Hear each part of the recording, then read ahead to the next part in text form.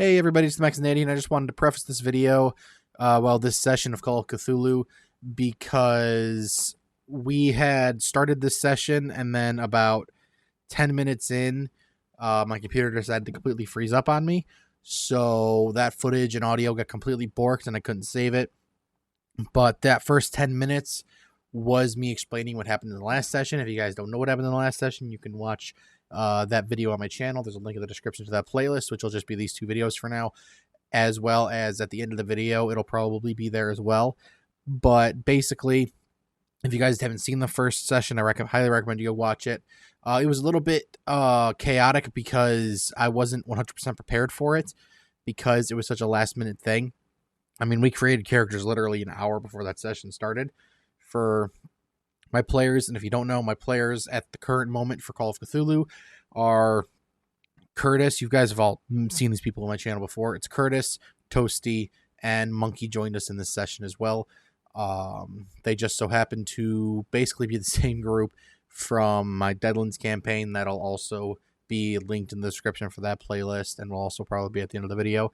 But basically, I'm just going to go over what happened in the first 10 minutes, which was, like I said, just a recap for the last session. So that last session was when Toasty and Curtis's characters, Dick and Silas, they ended up meeting at a bar in a small town in Nebraska, where Toasty's character, Dick, he's a private investigator, and he's investigating a case where there is a potential drug ring where the drug is being called corn. He started finding his way through this case because originally a girlfriend was worried about her missing boyfriend, so she hired this private investigator to find her boyfriend, and this led him down a road of what could potentially be a massive drug ring. Silas, Curtis's character, is a Catholic priest, I think is what his title is, but he is incredibly old, incredibly frail, incredibly weak, and incredibly an alcoholic. So that is something you will 100% experience in this session. And Monkey's character is a journalist who found himself in the same town of Nebraska with Silas and Dick, who is following ironically the same lead as Toasty's character Dick with this potential drug ring. He is reporting on it for his small news station that he helps run or runs. And we started the session where the last one left off, where Dick and Silas were in a motel. They were, diddly bopping around, and they looked outside, seen this purple blue fog roll over the town that they're in, and then they heard a loud, monstrous yell that seemed to reverberate around all of them, and that's where we ended the session. So I hope you guys enjoy this one. This was a very fun and pretty chaotic episode, not because of my lack of preparation, but just because my players were just batshit insane. So I hope you guys all enjoy it, and I will see you in the next one. Enjoy, everybody. So the man walks up to you at the bathroom, knocks on the door, asks if everything's all right. You told him that he was drunk, that Silas was drunk, and asked him for a bottle of water? Yes. He goes, yeah, we got some water downstairs in the lobby. Yeah, is it cold water? I mean, it's just like water from an igloo cooler. Okay, all right. You know what, Silas? I don't know how I feel about this hotel. I'm starting to trust it less and less after what I just saw outside. I'm going to open the door and go get you a water. But if that man tries anything weird... What do you mean by weird? What's he going to do to me? Like demon-possessed weird. I want you to shoot him. All right. I'm going to open the door. Hey, how's it going, bud? You said it was downstairs? Yeah, as you open the door, this pretty large man, he's like 6'8". But he's in like a nice suit, which is really weird, considering where they're at. But the way he carries himself and the way he's talked to you so far, he gives off the vibe that like he owns this motel. Are you the hotel owner by chance? Why, yes, I am. Why is he in our room? What is the meaning of this? It's a shared bathroom, Silas. Don't mind him. I'm kind of watching over him. It's a weird arrangement right now. I'm a private investigator. I'm not investigating your motel by chance, if that's what you're worried about. But good, because there's nothing going on. Nothing shitty ever goes on here. Can I run a psychology check on him? Give me a second. I gotta get my fake character sheet. I would also like to run a psychology check. Well, you're check, Curtis? currently vomiting. It's my ploy. Or attempting to vomit. I make everyone think that I'm a feeble old man. Yeah, Toasty, you can run a psychology check on him. All right, what do I have to roll again? A D100 or something? Yeah, roll D100, and you want to roll under the number that's in your psychology. I passed. My psychology's 50. Okay, so you can tell that, like, you know that some shady shit's going on here. Like, they call it the shitbag motel, so you know there's definitely been some, like, backroom deals for unsavory things, but you don't get the impression that it's anything, like, super malicious. You just get the sense that, you know, you put two and two together. It's a shitty motel. Bad people go to shitty motels to do bad things, like... You should ask him about he who walks between the rows. No, you know I'm not going to do that. I'm going to give him a quick look now that I've kind of scanned him a little bit in his physical... I'm going to be like, what odd circumstances to meet on a night like this? By the way, the name is Dick, but you can call me Investigator Johnson. I don't know how odd it is seeing as you're staying at my motel, but my name's Randy. Nice. All right, Randy. I'm gonna go get that water. Thank you for telling me where that is. I'll be right back. Why is he so big? Is he the offspring of the Nephilim?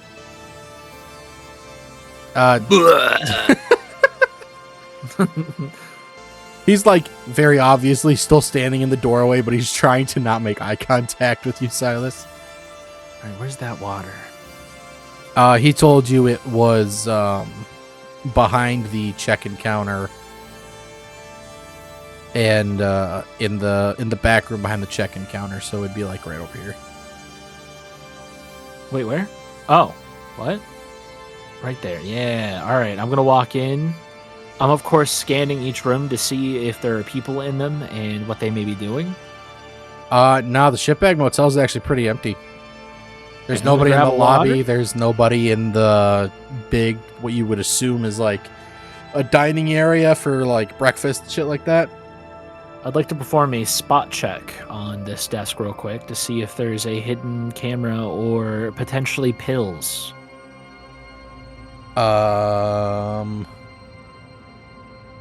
Yeah, roll, Spot hidden, right? Or... Yeah, roll spot hidden. I failed. Fuck. All right. As far as you can tell, it's just a normal table. All right, I'm going to head back upstairs with the water bottle. Rick mentioned I don't trust this man. Yeah. You head back upstairs, and Randy's clearly like he's not trying to look at Silas, and he hears you come up behind him. He's like, he's still puking. Yeah, I imagine. I'm sorry about him. I have no idea where the nearest old folks' home is to bring this guy to, so I'm just gonna keep dealing with him. And thank you very much. You're a nice guy for this kind of hotel. Not that that's meant to be an insult. It's just Oh, no. I know strange. that this is a shitty place, but it pays the bills, so. The honest man with honest work. Thank you. I then scurry in and close the door behind me, and then give Silas the bottle of water. Drink this fucking slowly, please. I down the whole thing in a single gulp. One of these days, old man, you're gonna get yourself killed. After I bless it, of course. After you bless it. So how long are you gonna be there vomiting? Because it's like 10 o'clock at night now in the game. All right, Silas, I'm putting you to bed again. We must investigate. I refuse Investigate? to go to bed. Oh, okay. We must find the demons and more about this corn and he who walks between the rows. You know what? I don't know what to even say because we're both probably looking for drop different by. things. Should probably drop by the bar for another whiskey sour. We are not going back to the bar. We are not. There's nothing there for you. There might be something there for him. No, there's definitely not. There definitely won't even be. I really think I want a whiskey sour. I don't think you want a whiskey It would sour. really help my head. I have the worst headache from the demons in this place, and I need a whiskey sour to calm them. Silas, you need a Tylenol. Come with me. We're gonna find you a Tylenol real quick. I'm gonna knock on this door. I think I have one in my possession. I have 11 pills of aspirin. Oh, he does? Oh my God. I would like to take a pill of aspirin. Go for it, I guess. Fine. It's not going to If do you anything say. for you, but you can take it if you want. Dang it. It's aspirin. It's not going to help you stop vomiting. It'll help the headache. I mean, yeah, it'll help the headache.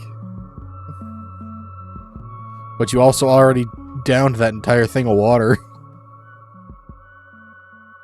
Unless you're going to dry pill it. Yep. I choke a little bit. Yeah, your headache will be gone in like 20 minutes, 30 minutes. All right. Let's take an unrelated rest in our room Okay. before doing this. I'm not tired or in pain or anything. I want again to put the meditate chair on my Bible. in front of the door. Okay. Just assume there's a second bed in there. Yeah, I'm gonna take a lay down on the second bed. All right. You both lay down. You fall asleep pretty easily because you are not. You're incredibly tired. And I need both of you to roll a. Where is it?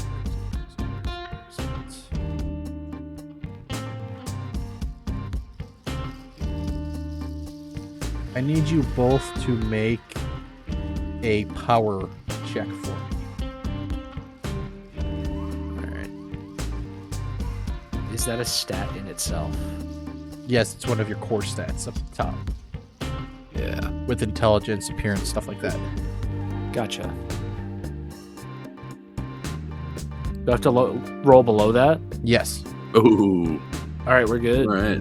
Good. Okay, so you guys are both Somehow. sleeping. And as you're sleeping, you both feel this sense of just like pure dread and terror overcome you, almost like sleep paralysis, except you're still asleep. And you both have almost the same exact dream. You both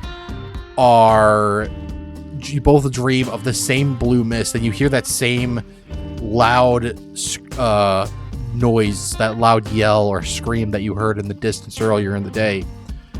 And you're what? What'd you say? Play it again for me. Oh.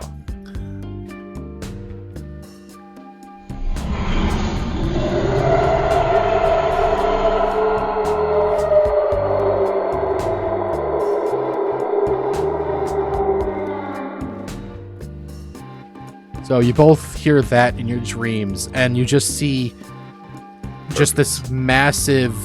Your dream, whatever you're dreaming about, is just clouded by the same bluish purple mist or fog that you've seen overtake this town. And both of you roll me a spot hidden check. I passed this time. My gosh, I passed too. So you're both your dreams are just stuck in this thick fog, and it's not super clear, but in the fog, in the depths of the fog, you can make out a figure. Neither of you recognize this figure because it's all just dark and black, and it's basically just the sense of a figure. But as you're looking at this figure in your dreams, it starts to not morph, but it starts to kind of fade away in the fog. And then all of a sudden you both feel just this incredible jolt of energy that just snaps you both awake.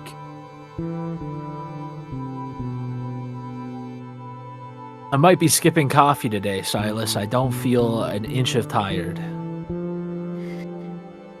My head hurts. Do I have... Why would is that? occult knowledge help in any way? Yeah, you can roll an occult if you want to see if you can figure this out. Okay. Yes. Success. Okay, so you don't remember hearing anything like this in your Bible studies or any time at church, but what you can feel is that this figure, or whatever you've seen in your dreams, is just pure evil. Like, this is something that you would question why, like, if it's a real thing, if it exists, or if this power or sense of evil exists in the first place, why hasn't God struck it down?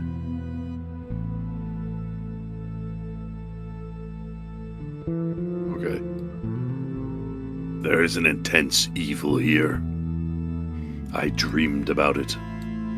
Yeah, did you also have a weird dream? I saw the blue. I didn't like that. Let's get out of here. Yes, I saw blue fog. And within it, a figure.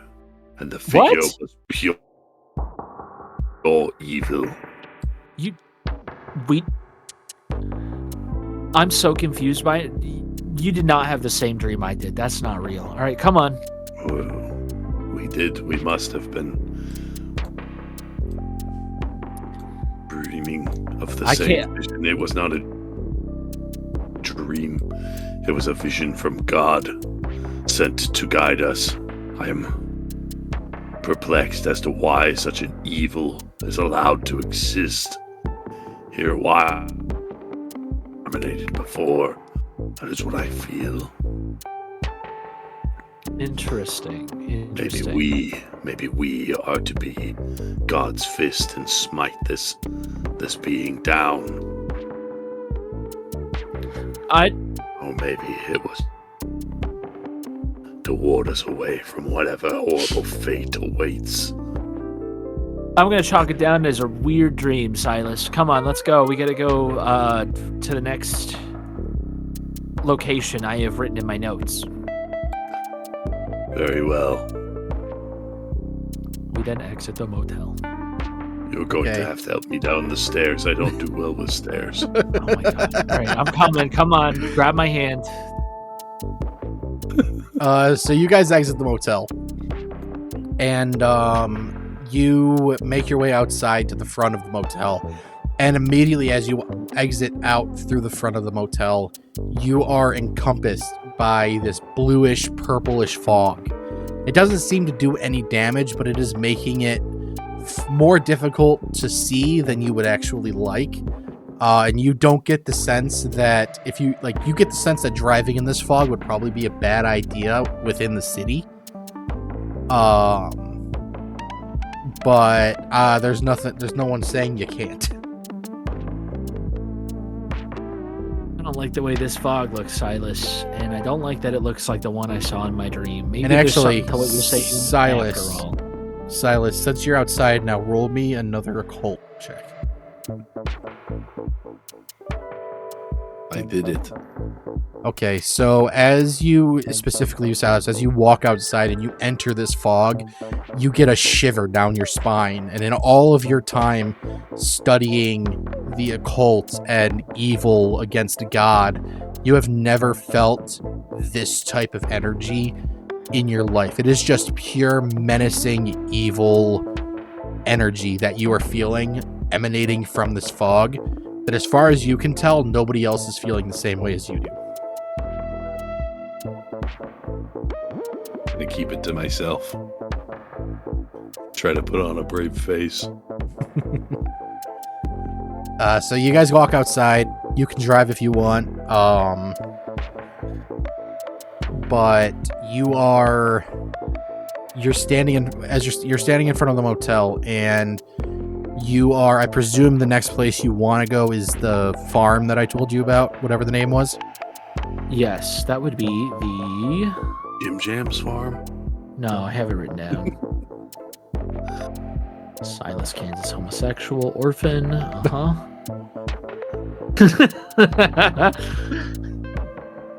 So I forgot the name of the farm. And that would be... Fuck.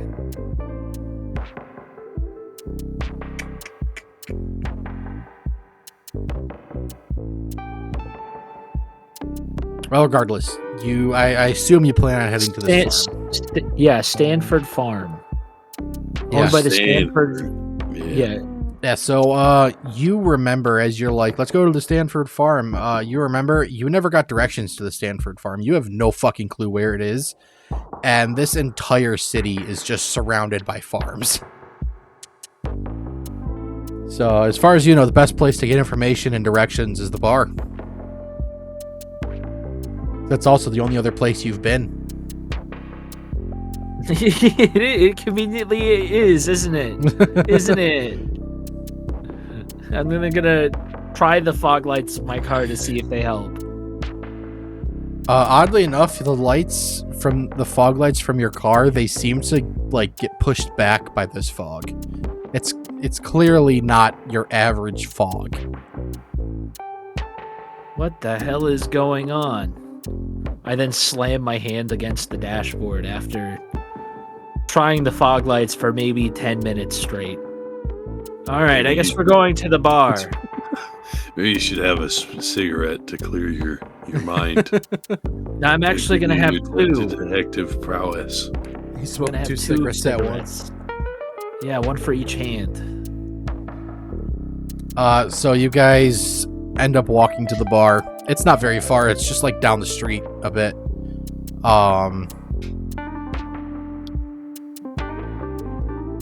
Swap you over there.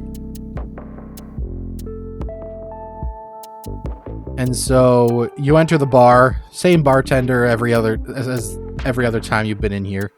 He doesn't seem to ever leave this place.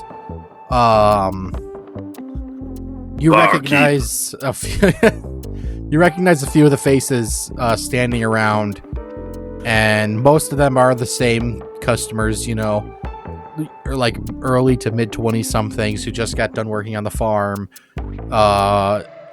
middle-aged other farmers and, you know, other blue-collar jobs. But it is very clear that the talk of everybody in here is the blue fog that just came in, and also that strange noise that you guys all heard. Barkeep, I'll have a black coffee and a whiskey sour for my friend. This Barkeep, I need to whisper something to you real quick. Wait. Why are you... whatever. Yeah, what's up? I lean in real close and whisper really lightly with a $5 bill in my hand. Whatever he asks you for, swap it out with vinegar and the sour. He goes, okay. Is there any reason why? I do not need him intoxicated. You know what? That's fair enough. He can't handle his liquor very well anyways. So he does some work here, and he Curtis, go ahead and roll me a spot hidden check.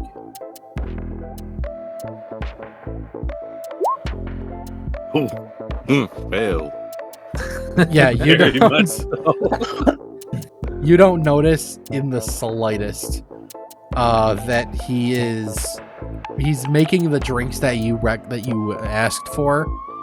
But you don't notice that he's put vinegar in both the drinks that you asked for. So he gets done making them and puts them up on the counter, puts the coffee in front of you, Curtis, puts the whiskey sours, air quotes, in front of you, Dick, and he goes, "All right, here you go." Thank you. I then grab the coffee and take a sip, and then, in my best poker face possible, try not to act disgusted at what I've just swallowed. Roll Constitution. I failed. You are very clearly making a face that something is fucking wrong with this coffee. And it is insanely difficult to keep this concoction that the bartender's whipped up at your behest down as you drink it. Thank you so much, Silas, for ordering me a coffee. I did not choose my words right. I'm gonna go into the restroom real quick. I'll be back. Do not talk to anybody, please. I downed both. Oh, this is a bathroom. Yeah, What'd you say, this Curtis? is- The whiskey sours. Roll Said Constitution. I drank both of the whiskey sours in 2 gulps. Okay, it's taking forever. I succeed. All right. What's your normal Constitution? It's 45. Okay.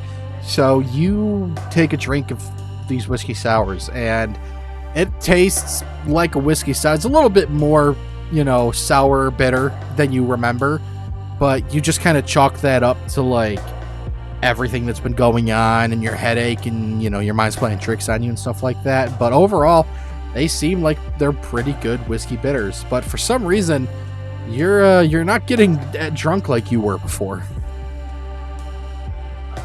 I must be gaining a tolerance. Barkeep! I'll have 3 more whiskey sours. So as this is all going on, Monkey, you're standing up here at your table, and you see these two this incredibly old guy in religious robes and this fairly average looking guy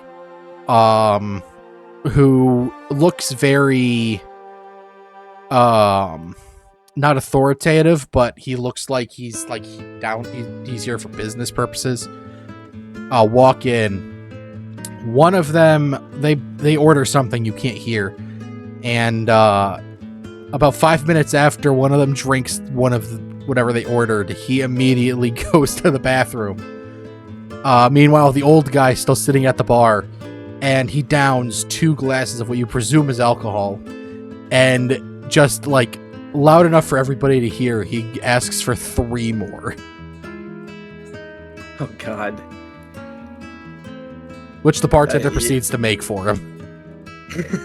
In the You doing same all right exact there, way. bud? I am fine. Who are you? Are you possessed?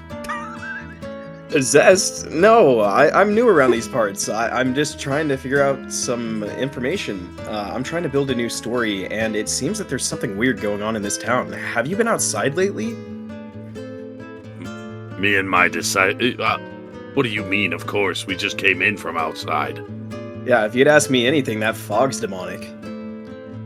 It is. The Lord gave me a dream about the fog. And the fog is demonic. And we must either purge it or flee from this place. Purge it? How would you even do that? Do you know where it's coming from? Find the source and then eliminate the source. The Lord will show us the way. How exactly does that work? I read my Bible, and then visions happen, and then I do things. Oh, so are you a prophet? No. I'm an exorcist. All right, hey barkeep, can I go ahead and get one of these whiskey sours since they're so popular? Yeah, coming up. And he makes 4 whiskey sours. 3 of them are the exact same way that he made them before with the vinegar. And the other one is an actual whiskey sour. He puts the 3 vinegar ones in front of Silas, and the one that's an actual whiskey sour in front of you, Peter. Okay. I'm gonna go ahead and just go ahead and drink my drink. All right, roll Constitution. Okay. Roll 1d100. Quick question. How? On the left side, where the toolbar is, go to the dice.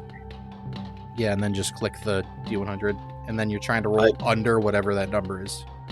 I pass. 35 is what it is usually. Okay, so you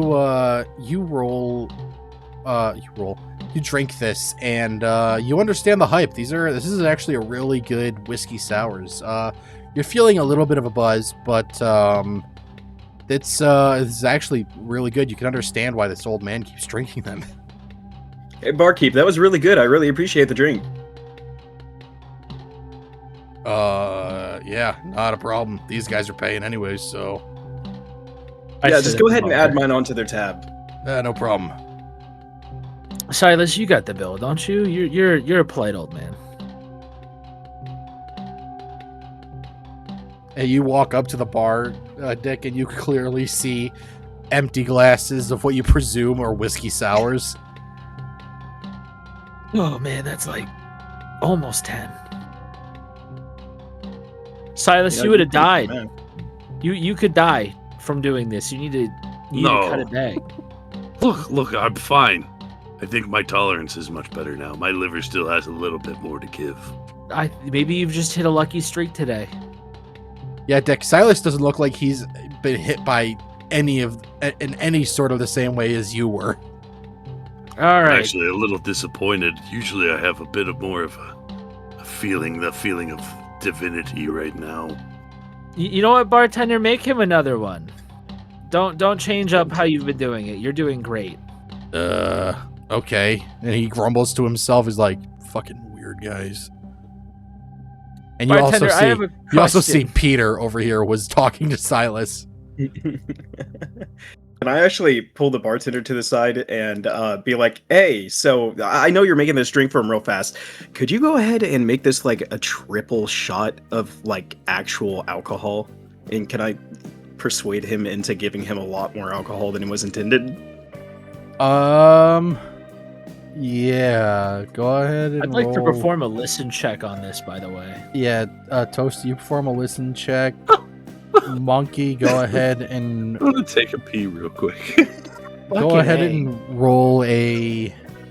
Because I don't think persuasion's an actual skill. Persuade. That is an actual thing right here, isn't it? Why can't I find? Yeah, there it is. Yeah, go ahead and roll persuade. Damn it. I failed. I also failed to hear Monkey's request. Okay, so the bartender looks at you, Peter. He goes, well, I already told this guy. Already told me to do this. Told me to not do this, and he already kind of paid me for it. So, Alright, I understand. I don't want to be open to legal action or anything here. No, I get that. Thanks for listening to my request anyway. Oh yeah, sure. It's a bartender's job to listen. Bartender, I have one more question for information, and then I will be on my way. Are you sure? Because your friend over there seems to be enjoying himself. I don't no longer care how happy he feels. Damn, man, that's cold. You've no idea what kind of nights I've been experiencing with this man being drunk. Haven't you only been here for like a day? It feels like a millennia. He looks over at Silas, looks back at you, he goes, yeah, I get that. Anyways, what do you want to know? I want to know where the Stanford family farm is. Oh, Stanford Farm. Yeah, they're not too far out of town. They're one of the closer farms. Probably about, I'd say about 5 miles up the road south of here. All right, I'll write that down. Thank you. Also, There's a big is this sign fog there that outside says, normal? No, I can't say that purple fog is pretty normal around these parts. No. How do you guys... I was going to ask how you guys drove in this weather, but, yeah, I probably shouldn't. No, I wouldn't recommend it. Not unless you're, leaving town. Talking about the purple fog, did you guys hear that strange noise last night? You also heard that noise? I couldn't really explain what it was, but yeah, I definitely heard something. The bartender goes, yeah, I think everybody heard it. It's all everyone's talking about today. Do you know where it came from? No, not a clue. It's the first time we've ever heard something about it. Kind of spooky. Yeah, could you hear where it came from? It sounded like it came from all around. It's a little bit strange to have both these things going on at once. Does your town have a history of strange happenings? I mean, aside from the random alien sighting that we get, no. Most of those are bogus, too. I see, just a lot of fake stories. Yeah, at least that's what CNN tells me. I see, that makes sense. Well, if you want to listen to a good news station, you should definitely look back at the... Hold on just a second. New Austin News Station. They always give the best information, the most pure stories, none of that filler bullcrap. It's real good news. I really suggest giving them a try sometime. I'll have to look into it. Thanks for the recommendation. No, absolutely. I used to be in their archive rooms, and that's where I learned my obsession for wanting to find out different things, and that's actually why I'm here now. So, do you know anyone that might be able to point us in the right direction for this kind of stuff? I mean, as far as I know, the only other people that were here for any other reason other than to work were the two fellas sitting next to you. I see. Would you say that's a little bit suspicious? Have they done anything weird? Define weird. I don't know. I don't think I need to speak for the old man, but have they done anything out of character for somebody that's new to the town? No. I mean, I think that guy in the non-old man, whatever his name is. I don't think I ever got. Hey, dude, what's your name? He looks at you, Dick. Investigator Dick. You can call me Johnson, though. Yeah, Investigator Dick over there. He said he was working some sort of drug case involving corn. I don't know. You'll have to ask him. I am. I see. So, how long have you been on the case? I'd say probably about 4 or 5 days. I was in a bigger city before this one, and I ended up getting a weird case file at my office, and it's led me to this town. So I'm trying to find a missing person. 2 young lovers separated. One of them disappeared recently, potentially ran away. History of potential drugs or dealings. I'm trying to figure out what it is. They call it the corn, but we're in the middle of, the corn belt of America, so it's really hard to say what corn we're talking about. Yeah, and there's a lot of different uses for corn, too, so I understand that. All right, What uses do you speak of? Can I ask the DM, do I have a reason for being in this town? Yes, you came here because you were following up on a lead about ironically the same case that Toasty's character is investigating. You learned of a potential large scale drug operation. You don't have all the details. In fact, you have less details than what Toasty's character does. But you, through your network of whoever,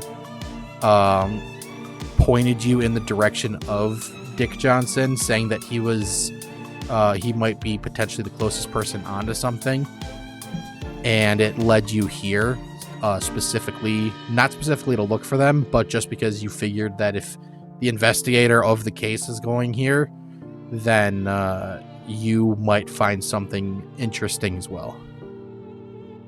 I see. Thank you. You know, that's interesting. I'm actually kind of trying to figure out something around the same thing. I know that there's a drug operation going around, and I'm trying to find more information on it because it's affecting some of the locals nearby, and it's causing a real big stir up in the community, and it's not very, helpful. I'm not in line to usually work with the press, but I look back over at Silas. I then look back over at him. And then I go, I could probably use an extra hand in my investigation. I'd be willing to trade notes with you if you have anything I don't have. Yeah, absolutely.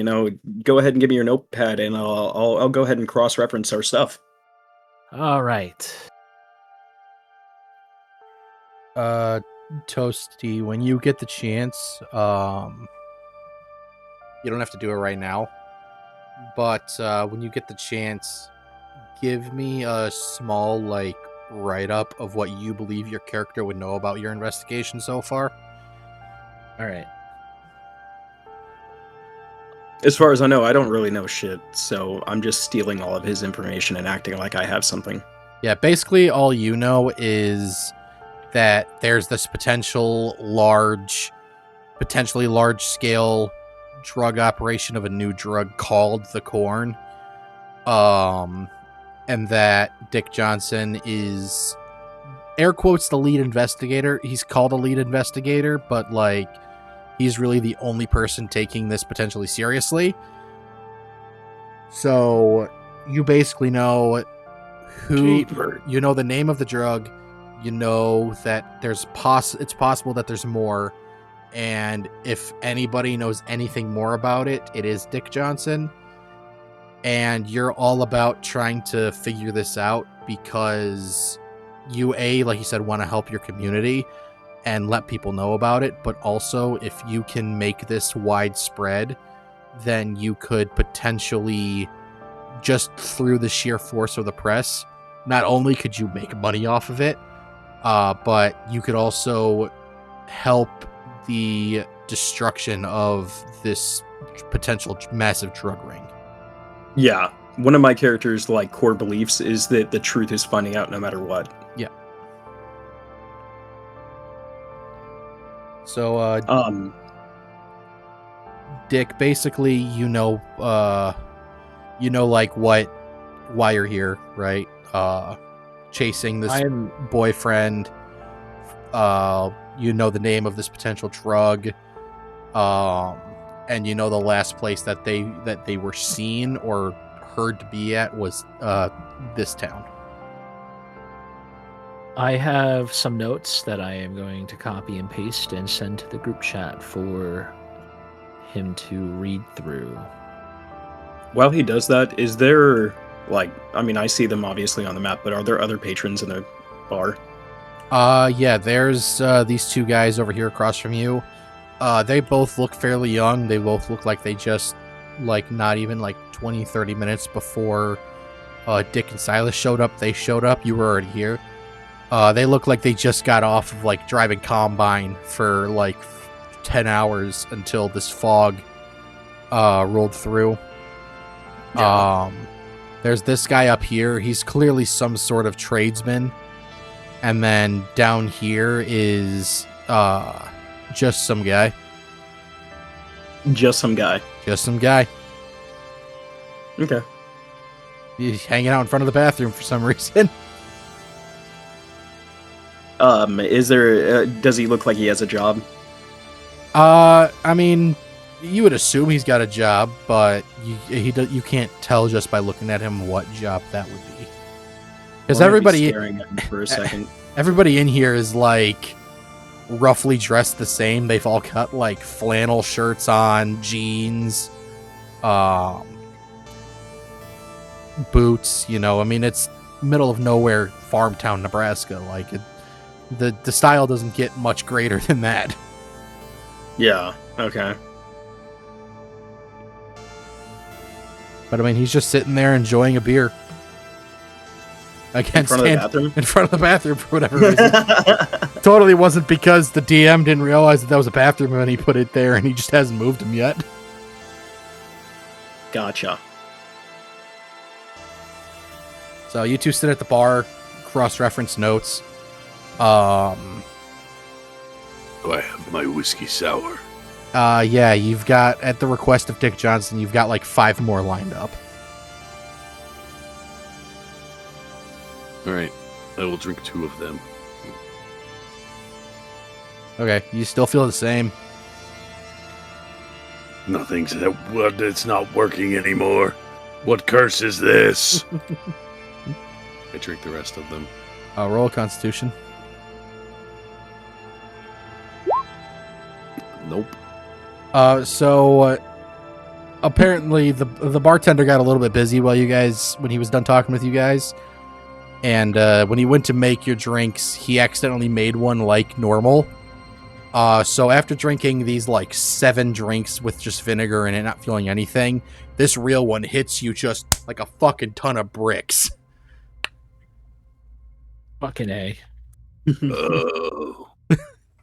Now I feel the Lord's presence. I find it so funny that your character went from like old religious figure to old religious drunk figure. In a matter of like 20 minutes, too.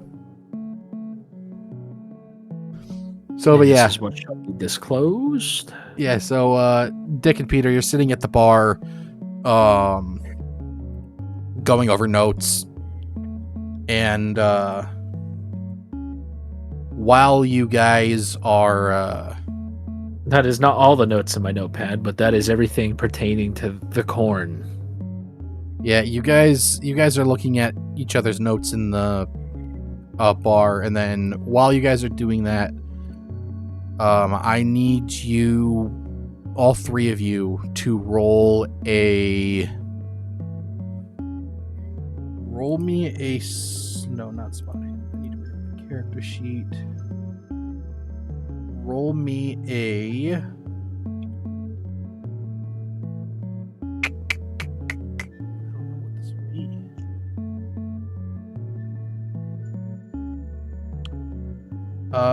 Yeah, you know what? Just roll me a spot hidden because I can't figure out anything else this would be. I pass. Fail. Which I guess makes sense. Fail.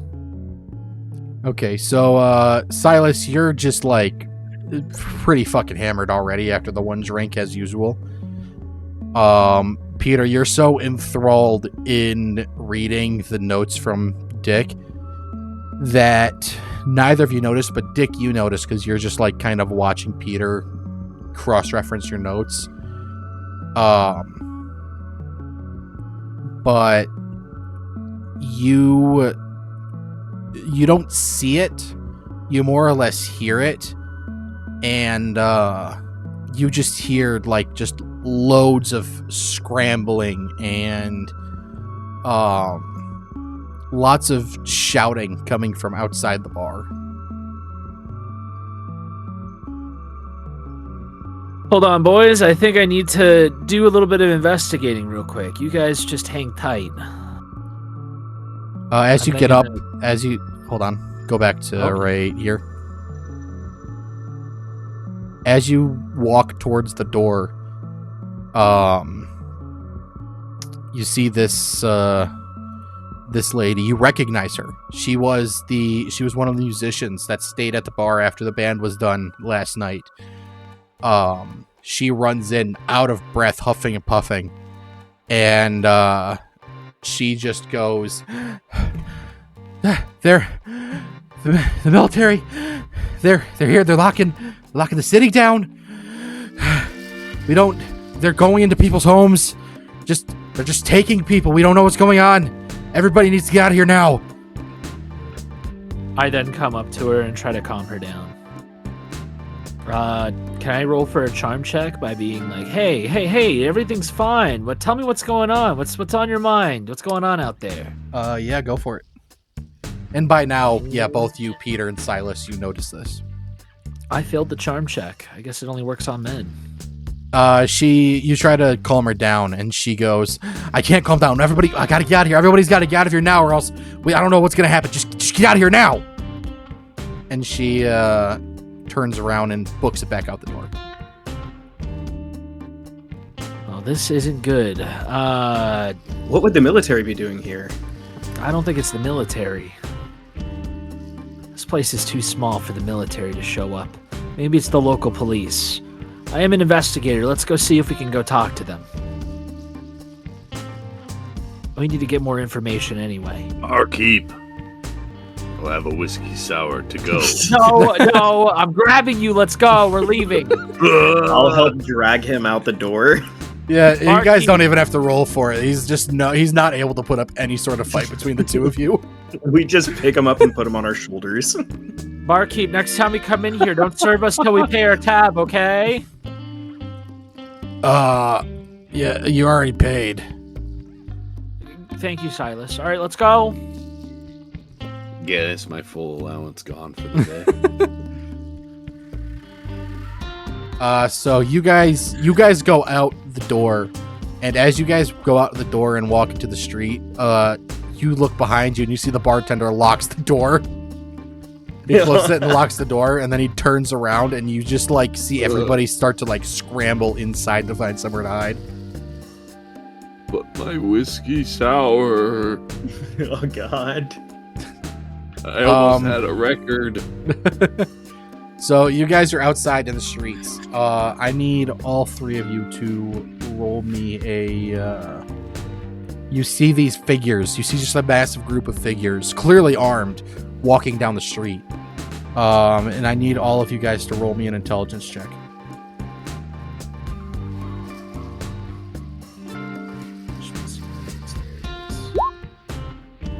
Fuck. I have succeeded. My I intelligence. failed. I have a All right. 75% chance of passing, and I failed. So, you all look and you see this massive figures, and there's clearly like some sort of armored vehicle behind them, and you can see them through the fog. The fog has not gone away at all. And to you, Peter and Dick, they both look like, actually to all of you right now, they all look like they all look military to you. Silas, I need you to roll me either occult or Cthulhu mythos. Probably a cult. Either would work here. It's just one of those two. Ooh, that's an uber success if I'm not mistaken. What's your occult? 65. Yeah, that's an uber success, my friend. Super success. So I am useful.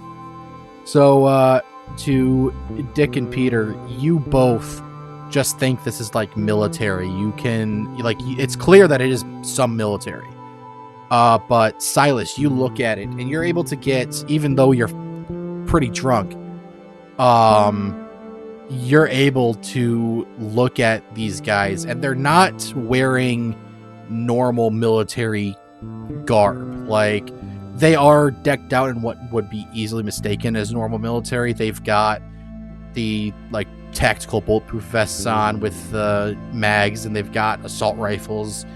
And then there's an armored car behind them. But you are able to see closer, Silas, and on the patches that are on their arms is a symbol that isn't of a country, but it's clearly a symbol of a cult that you learned about within the church.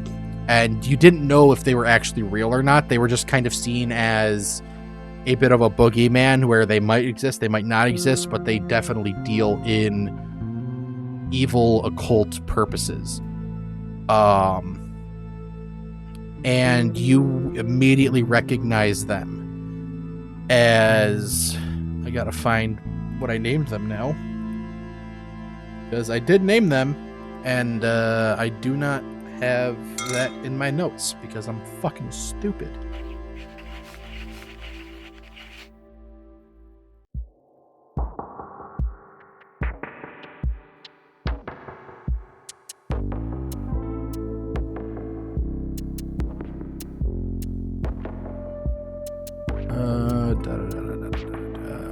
There it is. You know this is the cult of the pure divine.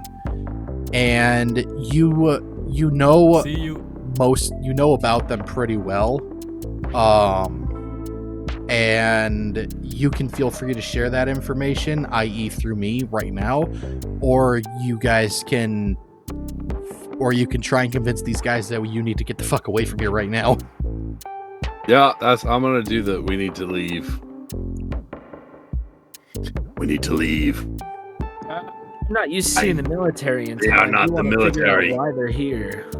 They're not the military. If it's not the military, then who is it? They are the pure divine. We must leave now. I know much of these, but we cannot speak now. We must leave. God damn it, he had too much to drink. It's really hard to believe what he's saying after the things I've seen. Run a psychology analysis on me. Actually, Dick, you know what? I'm Dick, gonna roll a psychology check. I failed. Yeah, he's drunk. No, Dick and Peter, both of you roll spot hidden. Okay, spot hidden. Spot hidden? Yes. I failed again. Oh my It's god. too foggy. I failed again. Jesus Christ. Yeah, so as far as you guys know, he's drunk and this is the military. It's just too foggy to see what's going on. Who else would have APCs or whatever that is and guns and stuff like this? This obviously has to be the military. What This other is the militia has United this? States of America. All right, you know what? Let's go Military back gear. in the bar. This is a paramilitary group. We Come try on. to go back in, but the Let's door's leave. locked. Yeah, doors are locked. Oh shit! All right, well, we need to get inside somewhere. I think we I need knock to get on the these guys away. You knock on the door and no one comes to answer. Damn it. Knock on the door again. No, still no one. Damn it. It was worth a try. You guys hear the sound of large diesel armored vehicles creeping closer towards you guys. And you hear a lot of shouting coming from that same direction too. I have an idea. Let's duck behind the back alleyway. Let's go away from all the yelling then. Yeah, into the alley. So yeah, there's like the buildings are fairly close together. This is a fairly small town, and this is like it's like where this town is like all their streets with the businesses are like super close together, but there is an alleyway that you guys can dart down into. It's in between the bar and the barber shop. All right, we're gonna duck in there. I'm gonna duck in there. I'm pulling Silas with me. He can't fight back. Yeah. We're basically having to carry this drunk priest. So you guys duck into this alley, and I'm not going to have you guys roll stealth because it's already a fairly dark alley, and the smoke kind of conceals you guys, or the fog kind of conceals you guys for the most part. So you guys see as this just large group of armed soldiers that you two, Dick and Peter, still believe is the military. And you guys, all three of you here now, since you're right next to the bar, in between the bar and barbershop, you can hear the definitive sound of soldiers pounding on the door of the bar saying, "We need everybody out of their houses now. We won't say it again. We will use force to enter if we have to." Yeah, these guys are not the type that work with an investigator. We should probably stay away from them, I whispered to my comrades. And then like 2 minutes later, you hear what clearly sounds like the door of the bar getting broken in. And you hear a lot of shouting coming from inside the bar. Is there another way out of here? Is there a dumpster? The alley goes all the way through. Like, it goes from one end of the street to the other. Doesn't look like you're gonna get another whiskey sour. I will do without. The Lord will provide. If he means for me to have another whiskey sour will be present. So you're But for standing now, in... we should get out of here. Yeah, you're standing in this alley. And, Dick, you realize that you only really have two options three technically, of what to do next. One is to just assume this is the U.S. military still, and which you do still believe it is, although it's kind of strange that they're breaking into buildings like this, and basically like forcing people out of the buildings that are doing anything illegal, or as far as you know, suspected of doing anything illegal. Two is to try and make your way back to the shithole motel down the street to try and either hole out there or get into your car and get the fuck out of Dodge. Or three is to just continue hiding in this alley until everything blows over. Is there a dumpster in said alley? Yes. All right. I look at my two friends, my two comrades, and I go, all right, guys, as someone who has been in the trenches before, this is not usually how a military operates, and as a private investigator, usually the military will put you in a weird, camp, and then you just don't get to investigate any further, and I really want to finish this investigation so I can go have a cigar instead of a cigarette smoke, so I think we should hide in these dumpsters, because the military usually doesn't check those if they're raiding houses. But by the time that the military passes, what if your investigation passes as well? Mayhaps the time is now to root out the evil here. Thing is, they got an ACP. We have a car we can't drive right now back at the motel because the fog lights don't work. So, I mean, you can drive it still, technically.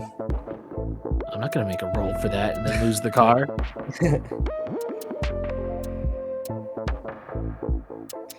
But I mean, unless our reporter friend has a vehicle, they're willing to drive us. I don't have a car. I got dropped off by bus. Oh, you took the bus. Yeah. All right, we're hiding It's in this more dumpster eco-friendly until you that guys way. Walk away. All right. So as the DM, I will remind you that Silas is 65 years old and has the most brittle bones known to mankind. That's okay. So you can heave his ass into the dumpster if you want. I'm gonna do that. Are you sure you don't want to make him roll for flying? I'm gonna pick him up. He's probably as light as a feather, honestly. Yeah, I guess we'll heave him into the trash can together. Hey, both of you roll strength. I passed. I got my strength 65, but I rolled a 66. Don't forget, you can spend luck to get to the number that you would like to hit. Oh, So you thank could spend one luck to hit 65 and pass this check. I'm gonna. Well, it's two men rolling, so I mean, one of us is gonna have a good time, and one of us is not. I already forgot. What was your monkey? I forgot your character's name already because it's covered by Peter. Silas. Peter, yeah. Roll a what's your strength normally? It's 60. Okay, so I'm gonna say that because he's not like super drunk, but he's definitely drunker than a man would normally get off of one drink. He isn't helping you guys like almost at all, and he kind of like goes a bit limp. And Dick, you lose your grip on his like foot as you're heaving him in, but thankfully Peter is able to like catch him, and now he's just like kind of half dangling in the dumpster.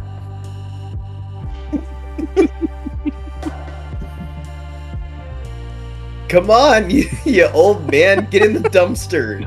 I don't want to go in the dumpster. It's We need to unclean in hide. there. Unclean. Oops, you guys weren't supposed to see that.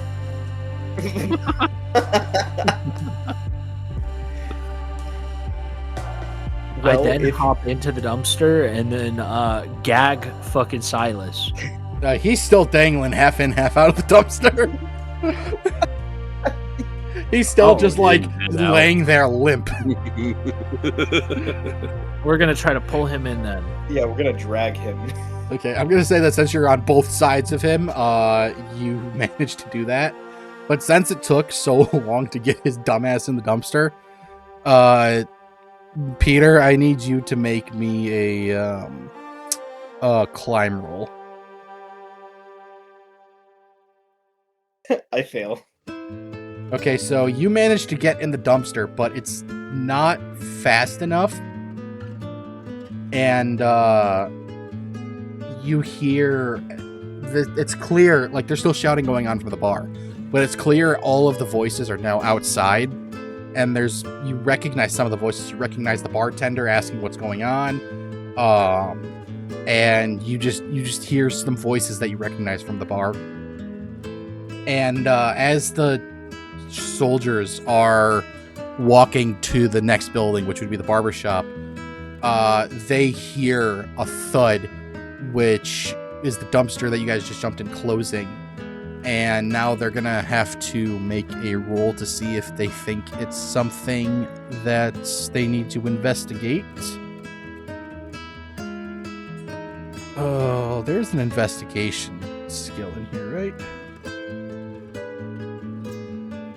For players, there is spot hidden, there's listen, there's psychology. Feels very strange that there's not an investigation skill in this game. I think it's just because there's different types of investigating. Yeah, Like they'll just roll an intelligence then. Okay. Can we hear about how they're explaining why they're being pulled out of their homes and stuff? The soldiers aren't saying anything as far as you can tell. None of the people asking are getting a response, but this guy rolled fucking incredible. So you guys are sitting in this dumpster and you hear footsteps getting closer to the dumpster and closer. And then they stop in front of the dumpster. And you guys are trying to be as quiet as possible as the dumpster's lid opens up a little bit. And, no, that saved your guys' ass. You hear from the distance, Private Tim, what are you doing? And he doesn't say Private Tim, he just says Tim. You hear, Tim, what are you doing over here? And Tim looks back at this figure and says, Sir, I thought I seen something. He's like, there's nothing over here, it's just a dumpster. Get back over there for the next building. And he says, yes, sir. And then they both run off back through the alley.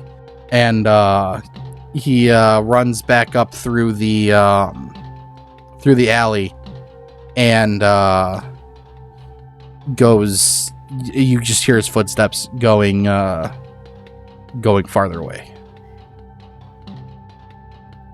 I then whisper, thank you, Tim. That was a close one. All right, now can I explain what I know about the cult to everyone? In the dumpster, yeah, if you want. You can whisper it, yeah. Yes. Okay, so Silas, you know about the cult of Pure Divine. You know about them as they're a cult that worship extra dimensional creatures, like things you would see in your nightmares, or just the things that the human mind wouldn't normally be able to comprehend. They worship these types of creatures and have dedicated their lives to summoning these creatures into this world. And you know from your studies and from the numerous books and journals that you've read from previously raided hideouts, essentially, of this cult, that they are a fairly violent cult. They're very militant in that aspect. They like to round people up in towns or cities that they find have had supernatural happenings. They like to round as many citizens from those places up as possible and use them as sacrifices or things to experiment on, to try and summon these creatures into this world.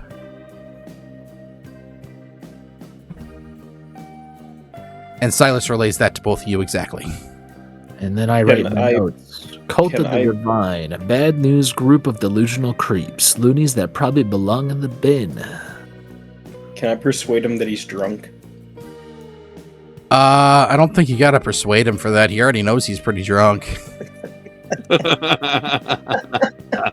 I had 7 whiskey sours. It's just a matter of if you guys believe him or not. Because as far as Peter, you two I don't are know if I concerned, fully believe him yet, but as far as you two are concerned, this is still the U.S. military. patches. I've never heard of this cult, so I'm not too sure, but obviously something strange is going on here. Regardless, I think we can all agree we should avoid the military, whether they are cultists or the U.S. I agree with that sentiment. Let's wait for an hour and then get out of this dumpster. You guys like cigarettes as I light one up? In this enclosed space? I guess we have no choice. So you guys sit here, slightly poking up the dumpster lid to, air out the dumpster and tap off your cigarette. Where you're pretty confident now. You don't hear any shouting. You don't hear any orders being barked at anybody. You don't hear any more talking. That everything that just happened has passed you by. You know what, Silas? I don't think those whiskey sours were really that strong. We should go in the bar and get a refund. Yeah, can we go back inside and steal from the cash register? Why would there be anyone in there now? They've all been taken to be sacrificed to extra-dimensional beings. We must either save them or alert the authorities who have more power to do so. Funny thing is about this town is I don't even know where the authority office is. Demons are one thing. I can deal with demons. I cannot deal with humans. Not in as many numbers as they are. I just want to see what the damage was done to the bar's door.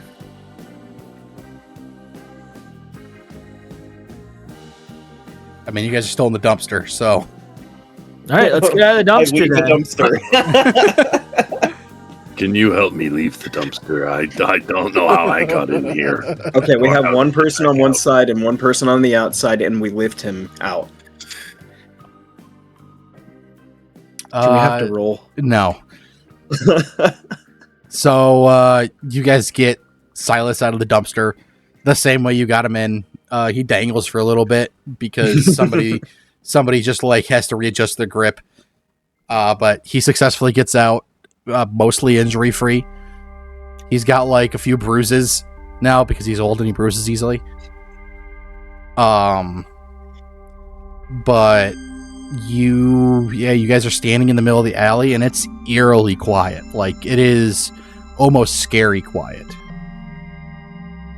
You know what? I don't think I'm actually going to find another local to talk to for a while. We should just head back to my car and try to find a service station. Yeah, was there anything else in this area that we could look around for?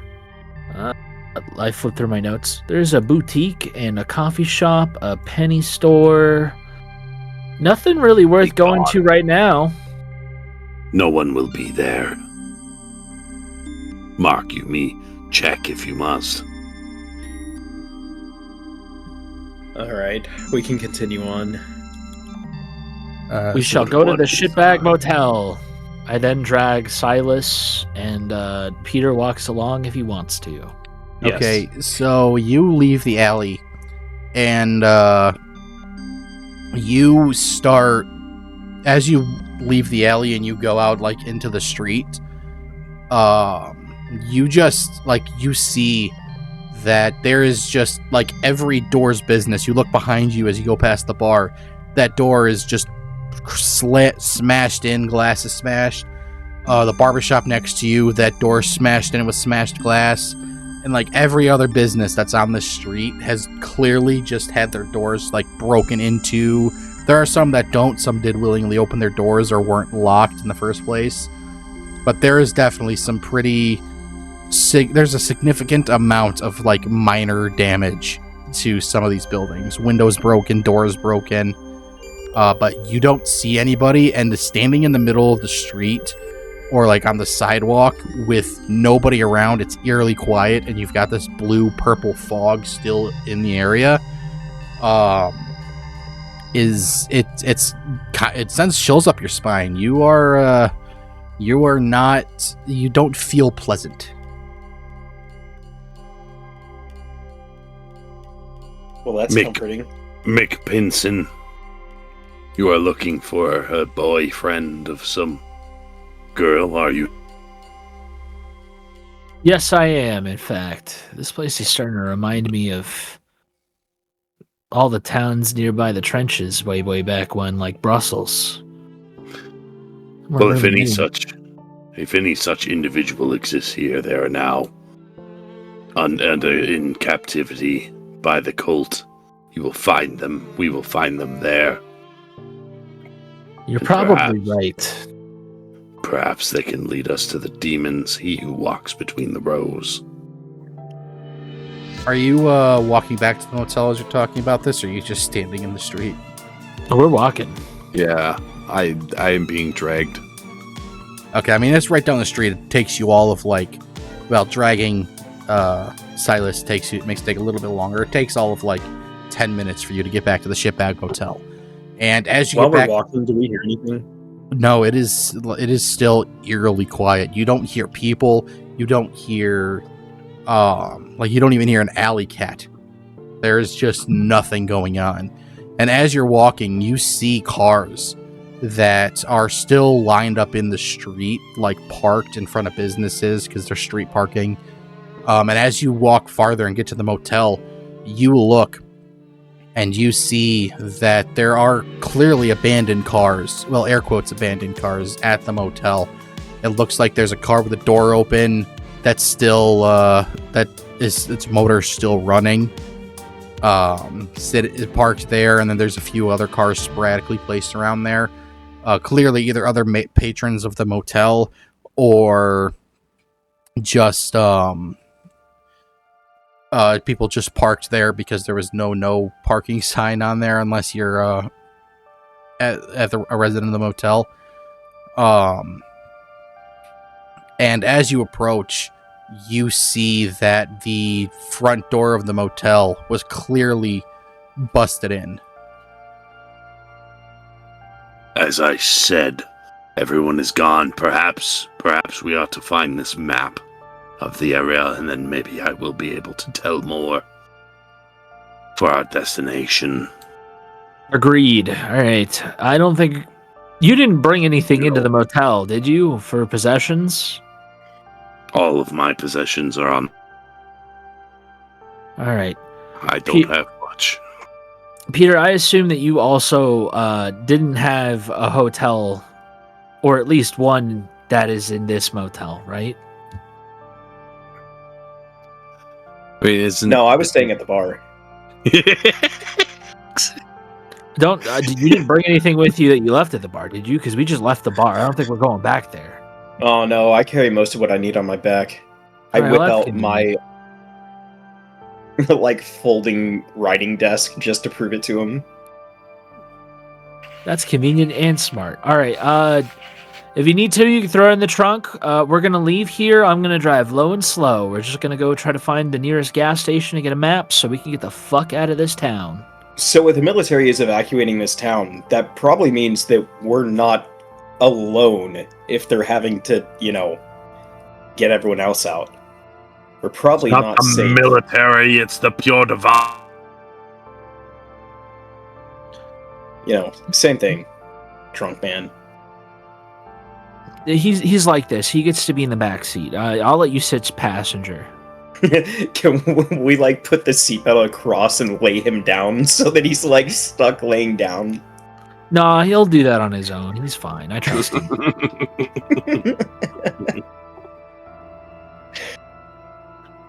Well, I call shotgun. I then shove Silas into the back seat and buckle him. I then also sit in the car and also buckle myself, and I check to see if Peter is buckled. Say, thank you, young man. These newfangled buckles are a conundrum for my aged mind. No, don't worry about it, Silas. It's, the fog, it's a little dangerous, especially with the fog lights not clearly working. I turn on the radio to see if there's any announcements. It's just static. I turn it off so we don't have to listen to the static. I've got tape cassettes if you want, but let's just see if we can get out of town without actually drawing attention to ourselves. Like the Yeah, tape cassette, please. This old man, God, does he stink? Can we roll down our windows? We all No, just- stink. We were just in a dumpster. Dickhead. I like to usually just cover up the aroma of stink with the aroma of smoke as I light a cigarette and then start the car. Yeah, you start the car, and it's weird. It gives a little bit of a struggle to start, but then it starts up like normal. I check the glove compartment for like one of those scent trees. You just find 15 packs of discarded cigarettes. Of the cigarettes or the packs? That sounds Yeah, like my they're car empty back packs. when I worked construction. They're all empty packs of cigarettes, and there's 15 of them specifically in there. I take out specifically 3 so that there's 12 left, and then I put them in the back seat. Hey, that's my cigarette carton holder. Don't do that. It's a lot of effort to keep this car clean. Listen, they're at least fragrant. This will help a little bit. I mean, do you want a cigarette? It'd help. You know what? Yeah, go ahead and pass one over. I then pass him a cigarette and light it. Puff on the cigarette. So are you just still sitting in the parking lot? I then start moving the car forward. We only go a maximum of 5 miles per hour due to the fog. So you guys are driving down the street, and it is clear to you, Peter, at least, that you can fucking walk faster than this. I get out and walk alongside the car. So you're a man of your health, minus the cigarette.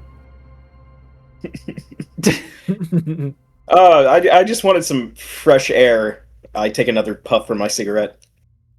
I think you should reconsider that and come back into the car in case we need to actually press the gas harder. Well, all I'm saying is that you got right headlights, you got an engine running, it's pretty loud. I want to be able to make a sprint for it, and you won't be able to see 5 feet in front of you. I could find another trash can, and that obviously worked the first time for us. You're quite the reporter, aren't you? Well, just make sure that you ditch the old man in the back seat if anything happens. I can't now. If he dies, that's our fault. Would you guys like to sing some hymns to pass the time? I'd prefer if you hum them. I don't even know what to do here. How close are we to a service station, Max? Where's the nearest gas station? You don't know. You're going 5 miles an hour. Can I sit on top of the car? If you want. Get down from there. I just waxed this thing last week. I'm just keeping an eye on everything out here. Obviously, you're not going too fast. All right, you're asking for it, Rudolph. I then start to press down the gas. We're now going 15 miles per hour. You definitely, Peter, you feel the car starts to speed up fairly significantly, a lot faster than you were before. You're able to keep your grip on the roof, but you get the sense that if he goes much faster, you're not going to be able to. Hey, Okay, calm down there, man. Listen, you don't know what's in front of you. You can barely see what's happening. You want to be careful right now. Yeah, you're right. I don't want to be... Actually, I bet I could write that off. You're fine. Everything's fine. Everything's good. Drive faster. Can we find a jump for this thing? I'm not a stuntman, Silas. I feel the need for speed. It's the alcohol talking, Silas. Calm down. So you're still driving through the city, and you come. I need you to roll me a spot hidden check, Toasty. Pass. Okay, so as you're going through the city, 15 miles an hour, as you said, you are. You notice something just ahead of you, probably about a quarter of a mile ahead of you now, because your vision is so obscured with the fog. You notice that there is clearly a makeshift roadblock just up ahead of you. I then stop the car. I hold on for dear life. Peter, get in the car. Someone. Why did we stop? I thought you were supposed to be going like 100 by now. There's something up ahead. Yeah, I related there's something up ahead. You both, Silas and Peter, you both look up and look forward and you see the same thing that Dick did. You see a makeshift roadblock. You don't see anybody around it, at least not yet. But you definitely know that is not supposed to be there. Peter, get in the car right now. What are you gonna do? Back up? Get in the Where are we car gonna go? before more people get to that roadblock. I'm not seeing anybody right now, which means we can get right through it. You think that your car can make it through that roadblock? What is the roadblock made out of? What if those noises, the sounds of the town being lifted from this physical plane into the ethereal one? I doubt that the roadblock's made of Jersey barriers. It's probably made of traffic cones and wooden. Yeah, it's You're going to risk your vehicle. It's made out of essentially like construction barriers and traffic cones. Clearly some like metal barrels, and basically it is very makeshift. Like it looks very thrown together at last minute just so they could have something there. But like I said, you don't see any vehicles, you don't see any people. Can we hear anything? You can roll listen if you wanted to. All of you can. I failed. Yeah, I'll roll too. I failed. Yeah, you guys don't hear anything. Okay. Just the engine rumbling. I'll just get into the car, I guess. Well, should one of us investigate the barricade? As second the door closes, I floor it. Oh, okay. Well, I brace for impact. Are you gonna drive straight into the barrier, or are you gonna try and maneuver around it? Because you can see that there is space on both sides on the sidewalk that you can I wanna maneuver maneuver around. it. All right, roll me a drive auto Alright, fuck this drive auto. right under dodge. Hey, okay, this isn't good. Fuck, I failed. So no, I'm gonna roll something now. Okay, so good thing you put my seatbelt on. Yeah, good thing I put my seatbelt on. yeah, Peter, did you put your seatbelt on before he floored it? No, because he didn't give me a chance. He floored it as soon as my door shut. Okay, And I braced for impact. That was it. so Dick, you try to maneuver your car around this barrier, and for a second you think you might have it, but you don't take into account driving up on the curb and it's a little bit higher than you thought it would be. What is that doing there? It's a little bit higher than you thought it would be, so it throws your steering off, and you can't adjust in time before you kind of start tail fishing a little bit, and your rear right side hits a light post. And you're still able to drive, but your car does not look nearly as good as it once did, as now there is just a massive dent, and a piece of your right rear bumper is just like gone now. Where'd you learn how to drive? Detective school. Put me in the center seat. And Peter, you feel you don't get whiplash, but you definitely feel like you're gonna have a bit of a headache later today. Oh, I feel like I'm gonna be sick. Not in the car. I open up the glove box.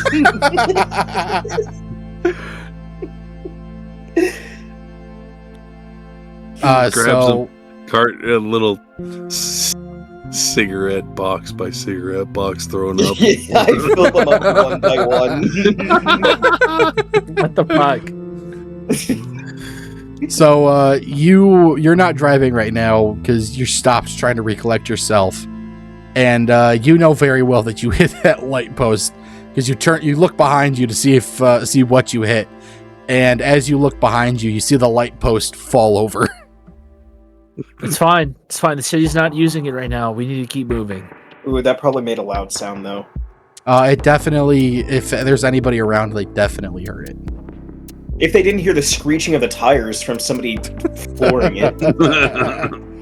They hear a screeching of a tire, a loud bang, and then all of a sudden a crashing of a light post. So yeah, you get the feeling that if somebody's around here, they definitely heard that. All right, we're gonna keep driving. We're gonna keep moving Okay, anywhere specific? to the next gas station. I'm gonna put my seatbelt on. Now that I have the chance. Well, for you don't know where really much is in this town, Dick, because you haven't explored it. You've only been here for like a day and a half, and the only places you've been is the bar and the shithole motel. Correct.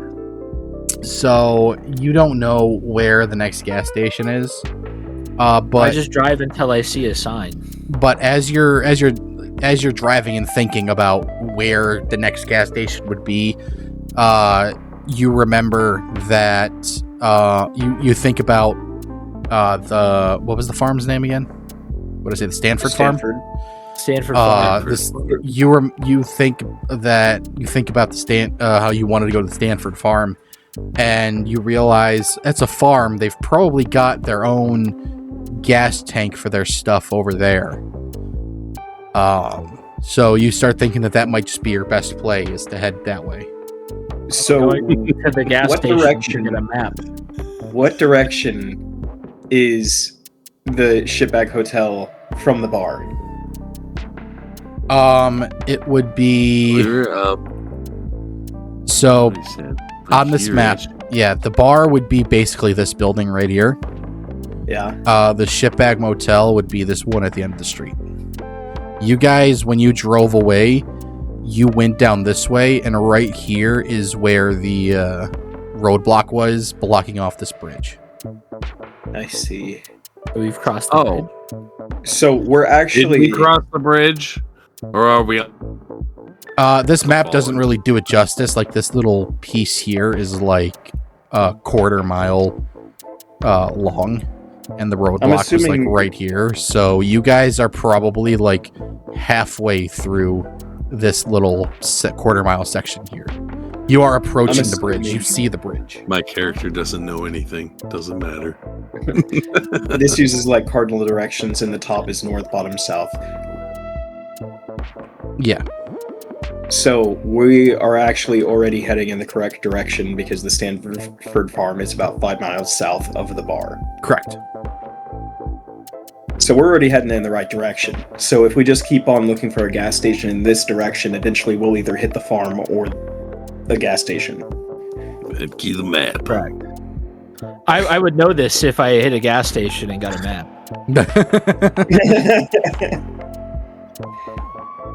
All right, Silas passes out, so I have time to get a drink or get a drink. Okay, yeah, we can take a quick break if everybody needs to go to the bathroom, get hydration drinks, break. stuff like that. Yep. He needs to get another whiskey sour. Yeah, we're really lucky because Silas had a chance. He had Tim just a few feet away.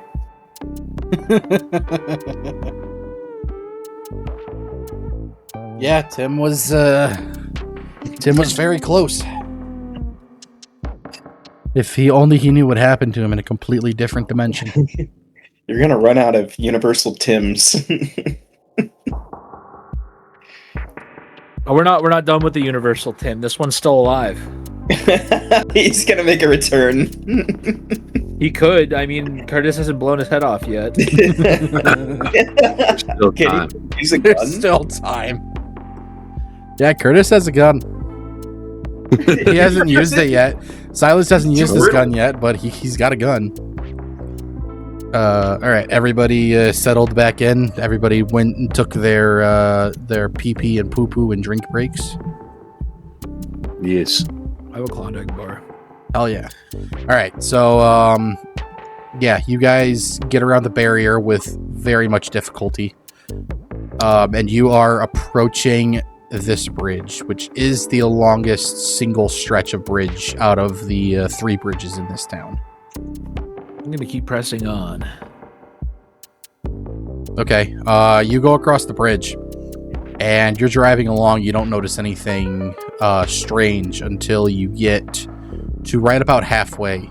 It's kind of weird, actually, because it doesn't seem like the fog or the purple bluish fog that's affecting the rest of the town. It's still here, but you get the sense that because you're technically higher up and there's more space below you because of the bridge, that the smoke has kind of settled a bit more underneath the bridge, so you have a much clearer view of where you're going, what's ahead of you on this bridge right now, and you can see clear as day, all 3 of you, that there is another roadblock over here. And this one, you can also clearly see there is some sort of armored vehicle sitting off to the side there.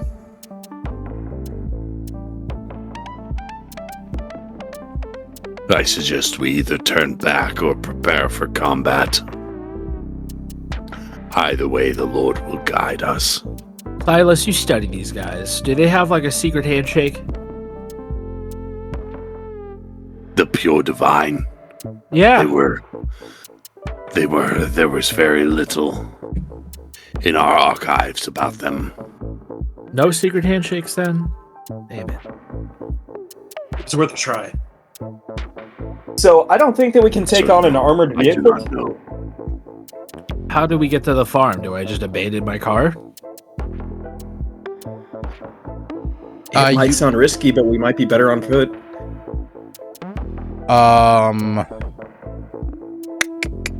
Listen, I know how some people are about loners, but I paid for this car. We can stash it in an alley nearby. Peter, as doing your due diligence as a journalist, you did do some research on this town and the basic layout of it.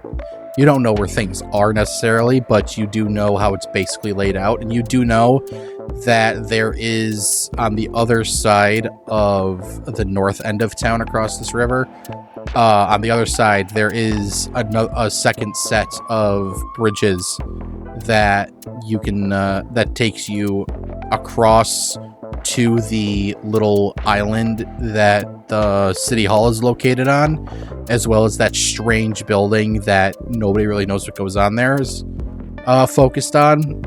And then there's another bridge on the other side of that that could take you to the other side. Okay.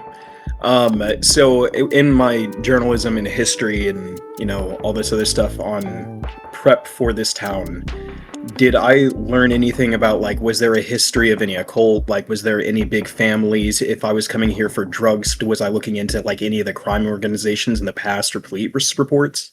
From what you've been able to uncover, a lot of it was not classified, but it was really hard to find. And sometimes you basically had to, it was like pulling teeth to get information about this place. Did I have the sense of, like, something was being covered up? You thought that for a little while, but you also kind of get the sense that it could also just be because this is such a small, insignificant town that there was no Nobody reason really for cares. there was no reason for anybody to keep, like, legitimate records of it except for, basic census, past mayors. You did find in the past, because this takes place in the 1930s, in the 1860s, there was a mayor who was believed to be part of the occult. There's no record of what cult that possibly was, but there were rumors that he would perform experiments on animals. There were vague rumors that seemed more like people making things up than there being any actual potential proof or evidence of it, that he was experimenting on humans. But nothing was ever proven. Nothing was ever... there was no evidence to lead to any sort of arrest. And that mayor's name it's just simply... his name, from what you could uncover, was Mayor Dave Schnaben. Nobbin. Okay, thank you. None of that information has anything to do with where we go now. Do we go back or do we go forward? I'm going to relay the information about the bridge. Well, I know that this bridge didn't really work out, but I remember something whenever I was planning to come to this town. There should be another set of bridges near the top if we go towards the west? Yes. North? Yeah, head northwest. Northwest. But the only problem is that I'm pretty sure that they were clearing the area out that way, so we would probably run into resistance if we go over there. I then rub my temples after being pulled over. I really wish I had a map to this town. I know where's the gas stations. That's what I'm saying. You think that there'd be a gas station, and after Do you like think a the certain gas amount of time- stations will have a whiskey sour? I mean, there's like 3 gas stations in this town. You just haven't explored it enough to find them. You've literally been on the same street the entire time until now. All right, I'm gonna turn around. We're gonna go hunt for a gas station elsewhere in this town. It's quite a mystery that you guys have been in this town for a couple of days or so, and you still haven't gotten gas. We've mostly been on foot because there's fog. Yeah, they've only been in town for like a day and a half now. I see. So you turn The around. Lord has told me we should go to the other bridges. I agree. If only I knew which way west was, because I don't have a compass. Won't the roads be marked with signs that say whether they are west or east of the... Are you telling me, Silas, that in the place that you grew up, they have a place Road. called South Road or West Lane? I'm gonna turn right at this junction. Yes. They're called like west something or west or east other thing. Can I just use my common sense of the fact that we were going south to predict which way is west? Yes. Thank you. Can I Okay. look- Yeah, take a right. Yeah, you hear from right next to you, like you two are having this conversation between each other about God and street signs, and you hear next to you, he's like, "Jesus Christ, just turn right." All right, so then we turn right. Yeah, you go past the site of your incident. The light post is completely fallen over. You actually see the part of your rear bumper and fender that got torn off right there as well. I'm gonna pull over and put That's them in the gonna trunk. hurt the resale value of this vehicle. I don't worry, I know a guy. He'll fix it. You better not have squished my stuff back there. You have stuff in the trunk? You put all I our start stuff in the trunk jamming- before we left. Oh, yeah, that's right. Starts jamming the fender in there. I just look in the mirror and I just see him like trying to close the Right. lid of the trunk, but it's not closing very well. So he's just like jumping and trying to slam it down. Guess what I have in my possession? What? Do you have a compass?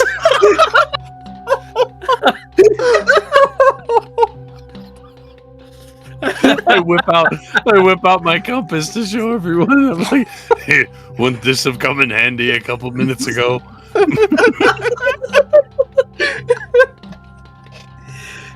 Johnson then lights another cigarette and hops in the driver's seat. Just sighs after a deep drag of the cigarette.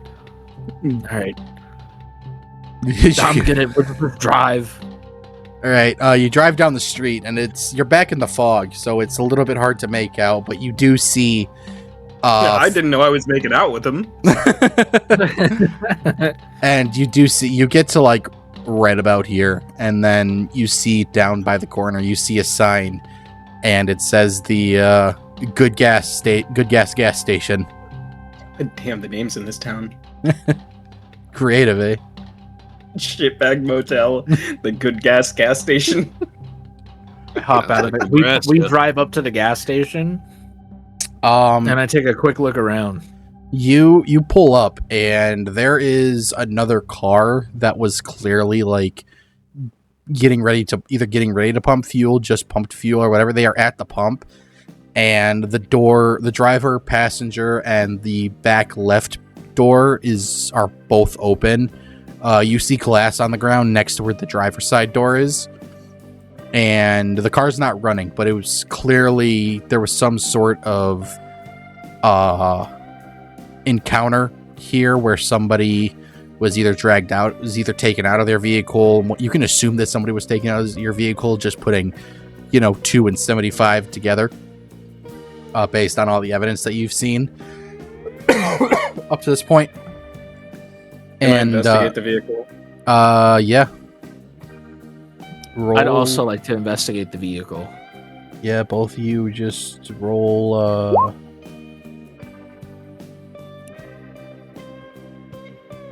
Just gonna chill out. Just roll spot hidden, I suppose. Damn it, I failed. Waiting for a map. I passed. Peter, you're like looking around the outside of the car, and you don't see anything suspicious except for the broken glass, and so you can deduce that there was someone who was clearly taken out of this vehicle by force. Several people, in fact. Dick, you look in the back passenger seat, and you actually see a little doll for like a little girl child that was that's on the floor. Clearly it's not supposed to be there. And right next to it, you see somebody's pocket watch, and it was clear that there was a child in this car, and somebody had a pocket watch. I'm going to take both of those. So with this evidence, you can both deduce that this was with both the front driver and passenger side and the rear passenger door open. There was clearly a family of some nature. Obviously a young child who was young enough to have this doll, and then what you would only assume is a mother and a father were in this car, clearly And which taken out by windows were force. broken? Driver's side. Okay. I found this watch and this doll, and I'm going to keep them for evidence and show that spiritualist that I have locked in my back seat, the doll, and see if you can tell me something about it. You don't think this place is one of those ones that has one of those service clerks, do you? It's probably self-serve. I'm I'm going to go in the gas station real quick. You go up to the front door of the gas station, and the door opens pretty easily. But as you walk in, you just see like it looked like there was a massive like struggle or fight here, because you actually see bullet casings on the floor, and there's just like shit, not like there's like bags of chips all over the floor. There's shelves knocked over. There was clearly some sort of fight or struggle happening over here. I'd like to imagine one of the fluorescent lights got bashed a little bit and it's just flickering. Yeah. One of them is like hanging down. Yep. So I take it that they go inside. Can I actually look around the outside of the building just to make sure that we're secure? Yeah. Roll spot hidden again. God damn it! Can I upgrade that skill at any point? Because holy shit, I failed. As far as you can tell, it looks pretty secure. You don't see anybody. There's a back door, but you can't open it from the back. It's one of those you can only open it from the inside for security reasons types of doors. Yeah, there's like no handle. Yeah. So All right. I go in and grab a Snickers. I'm going to pick up the bullet casing, examine what type of casing it is.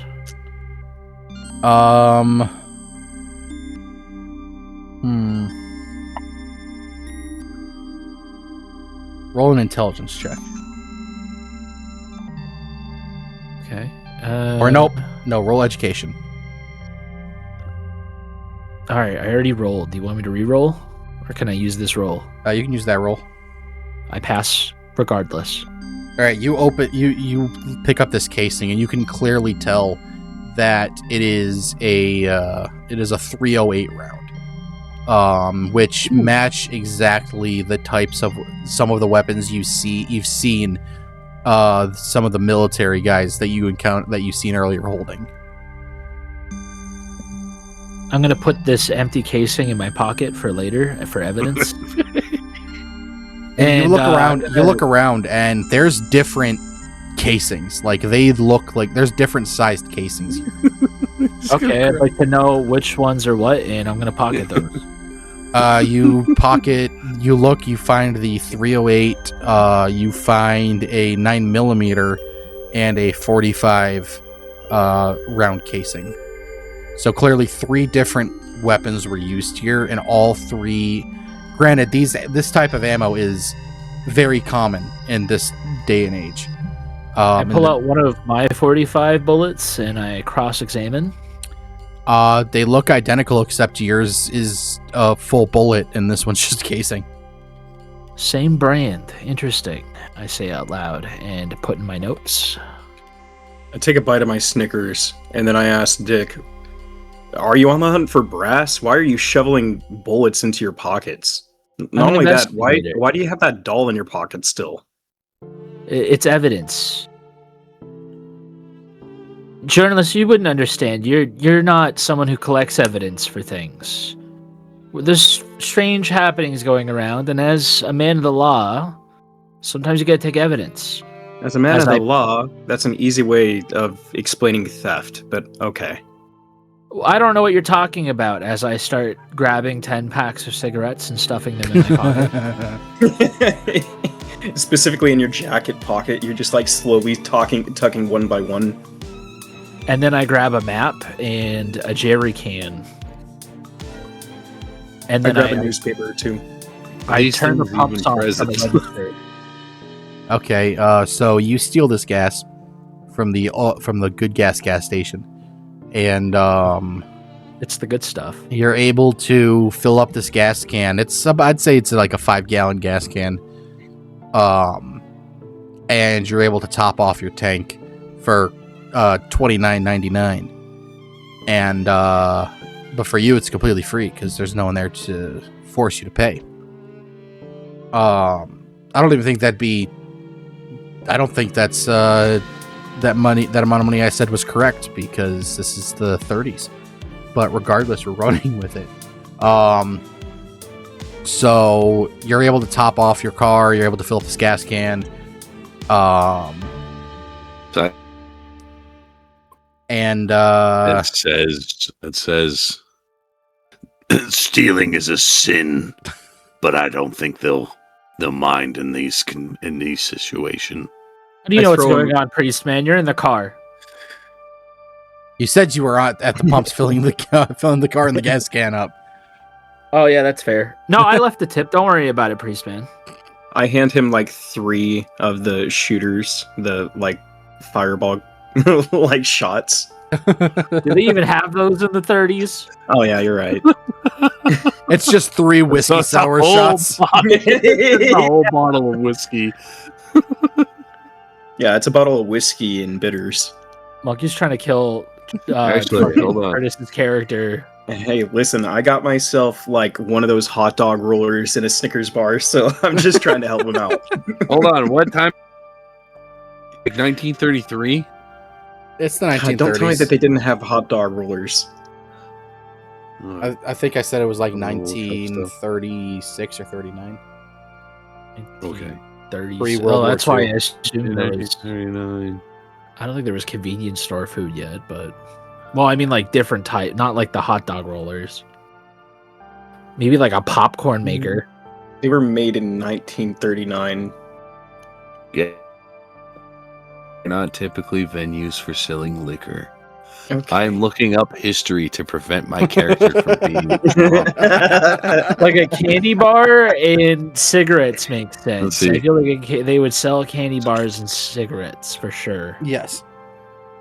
And there would be no Surgeon General's warning on the box. It'd just be like, yeah, your doctor says it's cool. So Yeah, they'd be like some dude with Yeah. a thumbs up saying cigarettes No, it make you actually- cool. It actually makes sense too for them not to be selling liquor because it was right after Prohibition, and so the alcohol laws were still really restricted.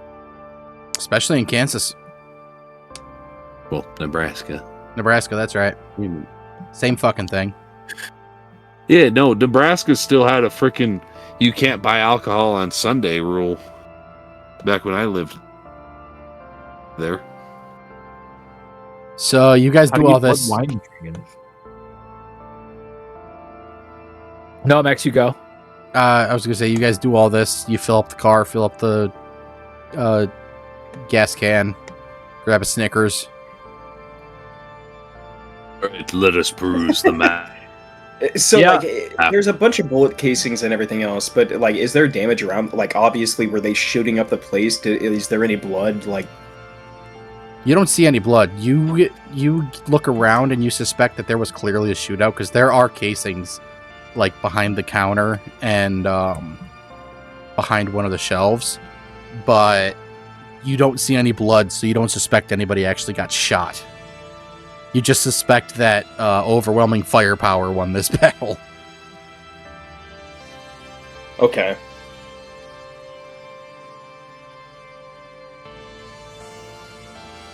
Well, then I'm gonna go ahead and I'm gonna check the bathroom, use it real fast, and then make my way back to the car. I'm going to study the map in the car. All right. Yes, all of us study map in car. Determine our next. Okay. He says we plan. got to take the small bridge that's over The one that goes past Penis Tip Peninsula here. Yeah, that bridge here, That's literally what it's called. past the cock. It says that on the map.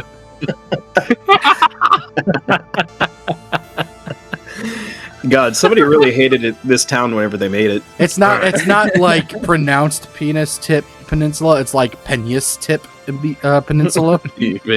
Penis. But like this is Nebraska, so nobody can pronounce it that way. Back when the French were around. Nebraska was French territory. All right, I think our destination, Silas, is over here. So Well, I our kn- only. We cannot go this way, so we Yeah. must go this way and see I if then- that way is clear. I'd like to mark on the map that this area and this area have roadblocks. Road. Blocks.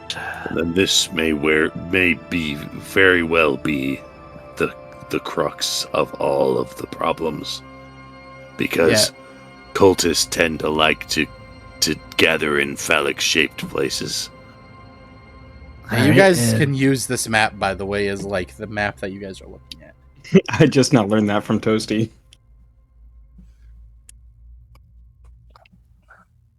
And then also, while waiting for Mucky to come back from the bathroom, draw crude imagery onto the map. Penis tip. We'll call this. Another thing I do while waiting for Peter to come back from his petering, we draw a circle here. Farm. Smiley face. And then Codename Penis Tip NB. I like how you used blue to write on the blue water. I don't think we choose because mine was pink. Yeah, it's based off of the color you picked for your little thing, for your little picture. But yeah, you look at the map and you realize that besides dealing with the roadblock on the other end of the other bridge, your only other path is this bridge across Penis Tip Peninsula. I would be fine with traveling to the church and meditating for a moment as well. Silas, are you still intoxicated? Can you just... Oftentimes the churches are false churches, and the cultists, the pure divine, may be using it as their headquarters in this region. Just an Then wouldn't we wanna FYI, stay away from the church is in the top left of the map. Yeah, that's where I'm. It's far out of the way where they could get onto their obscene cult church activity. It is my job, after all, to make sure that all of our churches are following the true faith.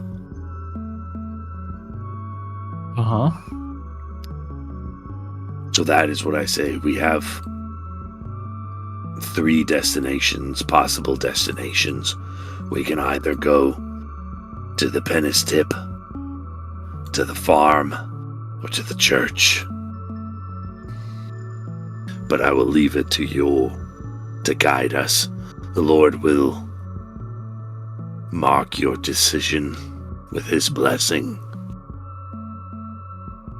So are we going to turn around again, or are we going to push forward towards our original goal? Either Did Peter come back from his bathroom break? Yeah. Oh, thank good. All right, let's get the fuck out of here. I start the engine and then start driving towards Penis Tip NV. You're just gonna completely ignore Silas's recommendation. All right. I mean, yeah, I'll take it into consideration, Silas. It's just we were already going somewhere. We'll go after the farm.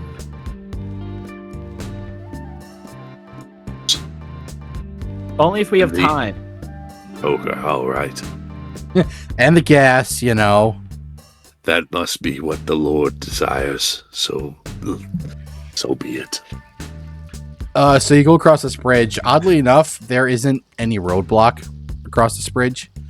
But you get across to the peninsula, and it's a fairly small peninsula. I would say it's probably about 1 mile to 2 miles wide. And does this peninsula have a name? Yeah, it's called Penis Tip Peninsula. Thank you. But you get there, and you guys can see clearly that just based off the map, you already knew this, but to the right, the first thing that hits you is these large, almost prison-like walls surrounding something. You don't know what's back there. And to the left is what on the map shows is Town Hall.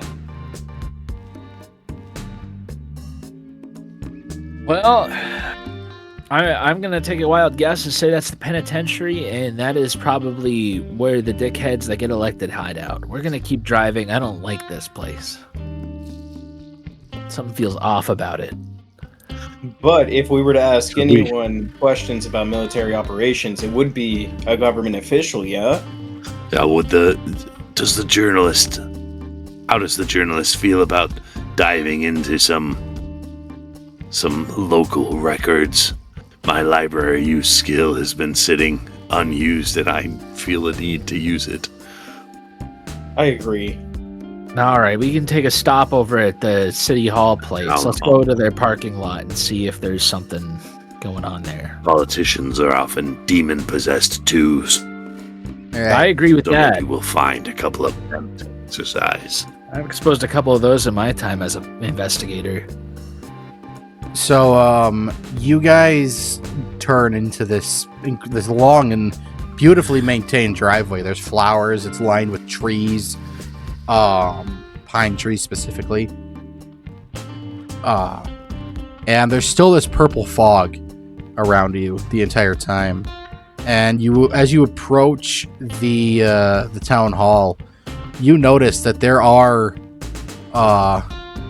armored vehicles sitting out front, but something feels strange about what's happening in the front here, because as you get closer, you can see that all the doors of all of the armored vehicles, there's 2 of them, and they're on either side of the parking lot. It's a fairly small parking lot too. You could fit like 20 cars here, maybe. And you see these two armored vehicles parked on either side in sort of like a wide V shape, and all the doors are open, clearly showing that they contained more people in the backs. But you don't see anybody, you don't hear anything. There's something really eerie to how quiet it is here, with how much commotion was likely taking place here. So, like, we don't hear gunfire or anything. No, you don't hear gunfire. You don't even see. When they like just left the. Yeah, the only signs of life that were here at any point that you can see outside is the fact that these 2 armored vehicles are in the parking lot. Can I get out and go take a look closer at these armored vehicles? Yeah, go for it. I too would like to examine the armored vehicles, but I'd also like to say out loud, I don't think this is a good idea. Yeah, but I'm curious about this. Something seems off. Can I try and get into the armored vehicle? Yeah, the back doors, all the doors are completely wide open. That's why we know there's nobody here, because there's no gunfire, and the armored personnel carriers are still here. Can I check to see if they left the hide keys? in there. There are no keys for these vehicles. Well, there are, but they're not there. Damn it. I know what you were thinking. Wait.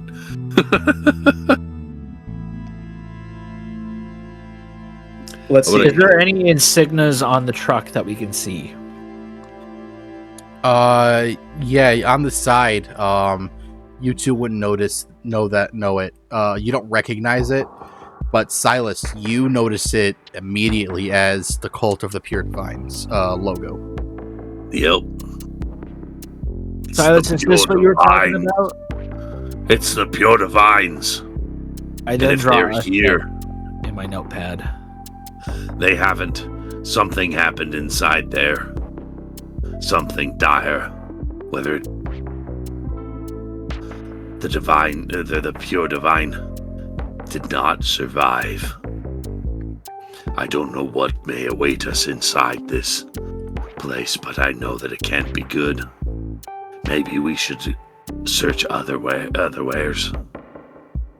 Yeah, I still really want to check out that farm and get it in on this corn case, to be honest. This is a little bit above my pay grade right now. In my youth, I would have thrown myself unwittingly into this, but in my aged state, I don't know if I can handle such potential danger. I'd like to search the vehicle for any additional things that could help us in getting more information about these guys. Is there also like a radio or anything? Yes, there is a radio in both of the armored vehicles. Can we check the channels? Yeah. In the meantime, Dick, roll spot hidden. I pass. You look, and it's very strange to you because you look in and around these vehicles, and it's like it's clear that there were people in here, like there were people gearing up to go into the city hall and take it over or whatever. But there is around the vehicle, you see the footsteps are kind of erratic. They don't look like they're not all going straight towards City Hall. They all look like they're kind of scrambling to go in different directions. I'm going to take note of this, but not convey this to my team. Peter, go ahead and roll me a computer use.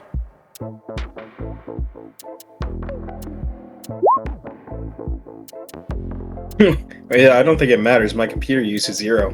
No, well, yeah, that would do it. So you flip through these channels, and you basically hear nothing but static. Like, you don't hear any of the. You would assume you would hear like people giving out orders or calling out locations of where other people are. Radio chatter. Yeah, but you don't hear anything. Like, it's just static. A lot like the radio in The car. yeah, in Dick's car. It's just static. Okay, I turn it off.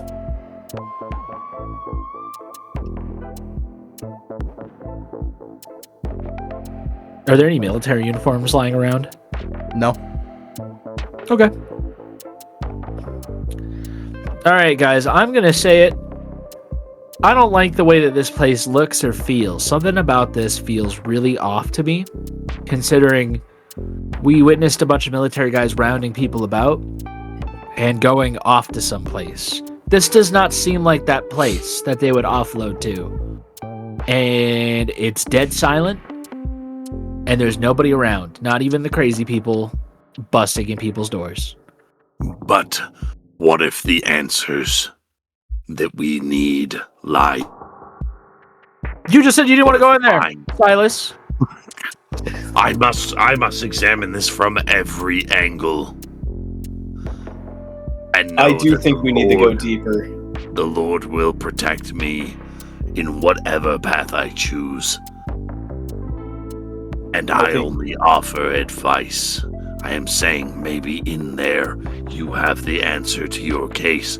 What if we can find the name of the boyfriend and Why would he find be in where the town he records? died? He's just a temp worker. I don't know, but maybe there are other records that say what is happening here. Secret records. Well, Activity actually, all here. temp workers have to sign up in the city hall for tax reasons. All right, you got a point. We can go inside the city hall. We can find any matter, hidden knowledge, anything to help us to drive out he who walks between the rows from hiding. I think that we should take this slow, and we should just, make sure that we try and be very quiet, listen, and sneak up to the city hall. Just make sure that we have to make sure that we're the only ones around. I then light a cigarette and start dragging Silas towards City Hall. All I don't right. think you don't gotta drag him anymore. No, we're dragging him. If he wants, wants to keep go up in the this. pace. He's like holding Wait, it back. I was thinking about just staying in the car, Oh no, you wanted to see you him guys, inside, Silas. you're the detectives. You're I think, an investigative journalist or something, and the detective. Why don't you guys go dig through the library there, make sure it's safe, and then I'll come later. Listen, you're the smart Just one stay in with the the car mumbo here. jumbo stuff and the occultism. I don't know anything about that, because guess what I know? I know how to investigate crime. It's not like I have with 5 strength. All I'm saying is, 30 don't you to want to 5. make use of your library card? Having fun isn't hard when you've got a library card. All right, let's go. He's not wrong. So you guys enter the well, you don't enter it. You approach the front of the town hall, and it doesn't take firearm. It doesn't take you guys very long to realize that this place wasn't even. It almost seems like it wasn't touched. Like the front doors, they seem perfectly solid. There do seem to be footsteps leading up to the front door, but it doesn't actually look like anybody got inside, or if they did get inside, they were let in, or the doors just opened like super easily.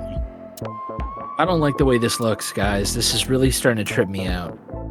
Shut up. And then can I listen to see if there's anything on the other side of the door? What was that? Can I listen to see if there's anything inside? Yeah, roll listen. I failed. As far as you can tell, there's nothing on the other side. Alright, I mean, I'm not hearing anything. Bust open the doors. I then hold Silas in front of me like a human shield, but in a very caring way. Let's walk inside the building. Just make sure you hold the back of me so I can use my own weapon effectively. He's holding him by the collar, and he just has like his pistol right next to his ear. And then I just whisper in his ear, "Don't worry, I'm just making sure you don't fall over, old man." So you guys, do you like break the doors down, or you just open them? Because they're unlocked. We're gonna open them. I don't want to break them. So you open them, and it's this smoke. Not smoke. The fog from the outside starts to fill inside, and you enter into this room.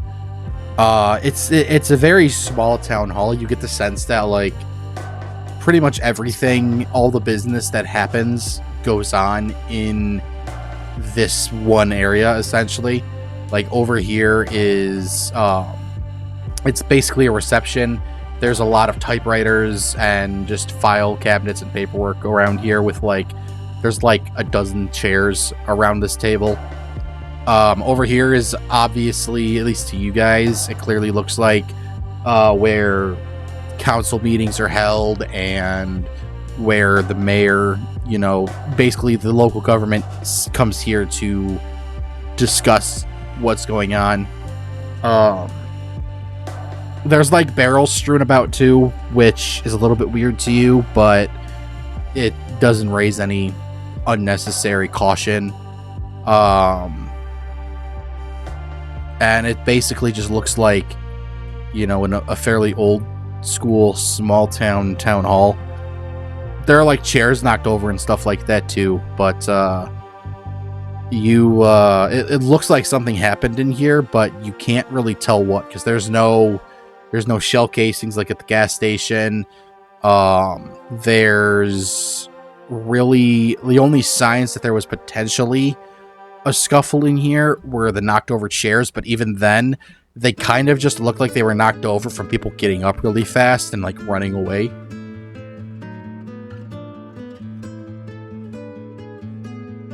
I sniffed the All barrel. right. I let go of Silas. Smells and like I give him mahogany. A quick little back rub. I run up to reception and I say, Barkeep, I'll have a...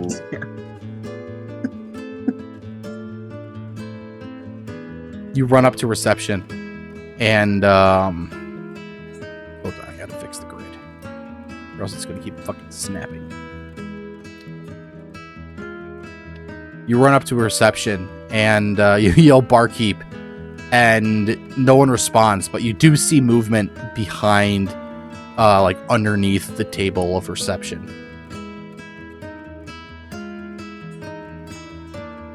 Did I witness this?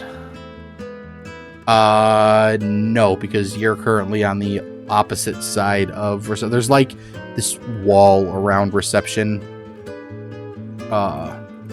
And that's like, a wall. Yeah, like right here is a little like half door that you would swing in. Like, yeah, the window. Yeah.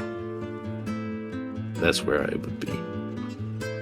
So Silas is right now the only person who noticed a bit of movement underneath the table over here. I'm gonna keep walking this way then. I'm still sniffing barrels. I see you there. This second barrel I'll smells like have- oak. I heard that. I'm going back now. I'll have a whiskey sour. What are you talking to? There's no barkeep in here. There's movement in there. There's someone in there. Oh goodness, Silas, Take a look. Take a All look. Someone living. out right now. Show yourself right now. I swear to God, I will blow a hole in the ceiling and alert everything in a 5-mile radius to our existence if you don't reveal yourself. Please don't shoot. And it's like this fairly older woman. Like she looks like she's about Silas's age. Clearly looks like she's some sort of like maid, or she's basically here to like clean the place. I then put my gun away, and then I sniff the third barrel. It smells like pine. Actually, I pull out my badge, and then I put it on the thing, and I'm like, "Hi, I'm an investigator. I work for the law, and do you know what's going on around here?" I know these people with weapons. They just showed up outside, and I don't know what happened. I'd like to do a psychology check on her. Go for it. I pass. You get the sense that she is basically scared shitless. Like she's not even entirely convinced that you're not part of whatever's happening, but you definitely know she's not lying to you about not knowing what happened. About whatever happened. You still don't know what happened. All right, listen, maybe I've come off a little strong, ma'am. I didn't mean to be so aggressive. Do you think you can open the door for us? I promise not to do anything strange, rude, or belligerent, but I can't promise the same for my friends. I'd like to do a charm check. Sure. I fail. He goes, the first thing you said was you were going to start blowing holes in the place. That's fair. There was a military outside, and they were super scary. And that gentleman to your left started shouting about getting a drink. He does that. He's a bit senile. You happen to have an older brother? One that would be interested in it? I mean, no, I must not. Silas, put the dog Sinful down. temptations. I must not. All right, well, it's I'm very. going to investigate this Corner place. and start flagellating myself with a very soft whip. If you're not going to come out and talk to us, I'm going to explore this place and try to get information for my investigation. I'd like to we ask mean her to no come out. harm. I'd like to ask if she would come out and show us around, because we don't know this place and we're needing to find some information as to what's going on. She's still pretty freaked out over Dick, so you're probably gonna have to roll a charm as well. Damn it, charm.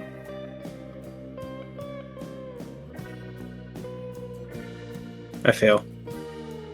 Yeah, it's pretty clear that she's likely not gonna come out of this little cubicle office space that she's hiding in. Is it locked? As far as you can tell, it is. Can I try to open it? It's locked. And then come back around. Hey, Which way is the archive room? No way. I would like to make a FOIA request What is that? so that you let us Freedom of Information Act request so that you let us have access to all your public records, I don't actually. especially those that are secretive, those that are secretive, possibly cult or most probably demonic What? in content. She kind of shrinks I back just want and to know where your archive room is. Do you know where your archive room is for information? I think so. I just cleaned the place though. Just point us there. We'll leave you alone. I think And maybe it's- give us your keys. You don't have to do that. You trying to rob her? It is our right as American. I then put my hand very over Silas's citizens. mouth. Please point and we'll leave. she's like, it's very clear that like you guys have done. She's already terrified, and you guys are not making things better. That she's almost certainly not going to give or tell you what you want until you're able to like get her to believe that you're not part of whatever's happening. So I'd like to perform I'm a law check. A what? A law check. Okay. I'd like to use it to try to establish my authority as an investigator. And I pass. Are you a private investigator? Yes, I am a private investigator. Yeah, you don't have any authority here. Oh. Granted, I guess She's not even going to be that. convinced. She wouldn't know that right off the bat.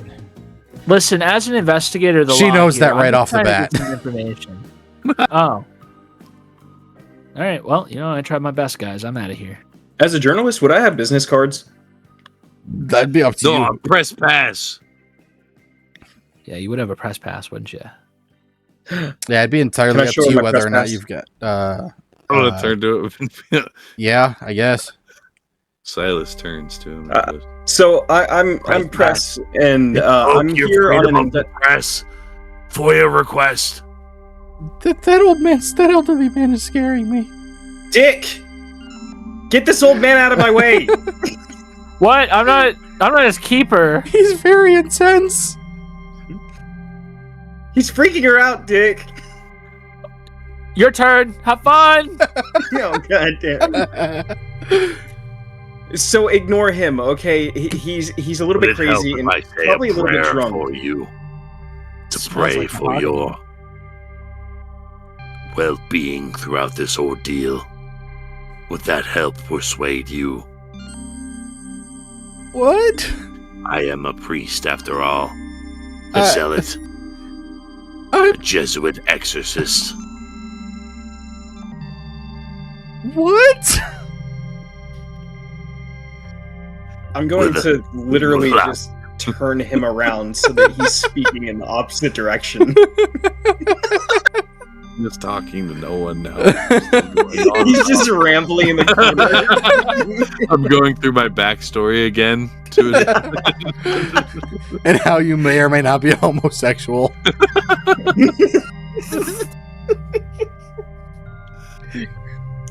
So I'm here as part of the New Austin news team, and I'm trying to find out more information on some stuff that has been happening recently, but all of a sudden there was a lot of weird stuff that started happening in town, and all of a sudden the military started rolling in. I'm really curious, what happened? Why are you hiding under the desk? What happened here? What did you see? I don't know too much. I was sitting here the entire time. But, what I do know is that the mayor and some of his council, they were sitting at the table over there discussing their normal political stuff. I don't get too involved in politics. It's not really my thing. But I heard them talking one moment, and then there was a lot of shouting coming from outside, and all of a sudden, all of the mayor and the council members that were with him, they all got up and suddenly ran away down the hallway and into the basement. And then it sounded like someone was at the door, and then all of a sudden nobody was there anymore.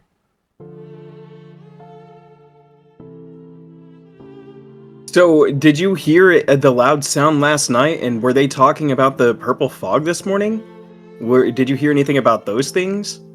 Yeah, everyone knows about that. It sounded like that was the big thing, and they were talking about. They don't know where it came from. It sounded like some of them knew where it came from, and some of them didn't. Some had theories. Who's the current mayor? Mayor Jeff Goldstein.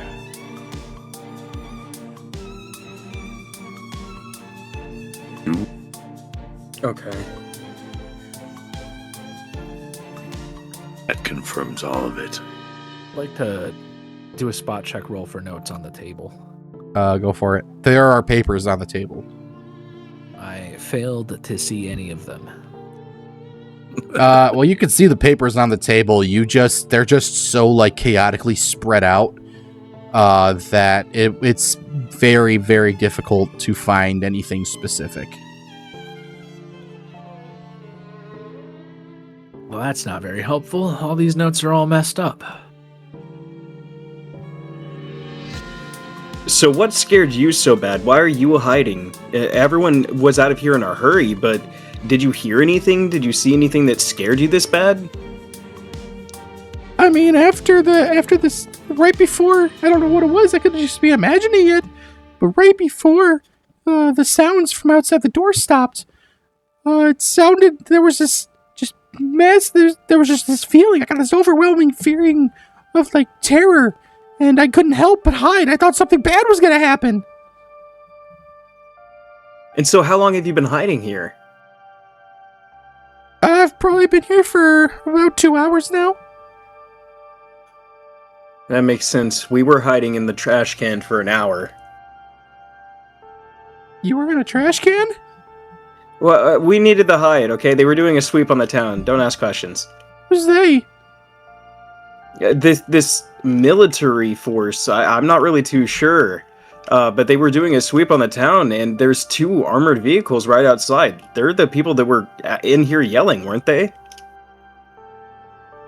I mean, the only people that were in here when as far as I know, were the mayor and some of his council members. Oh.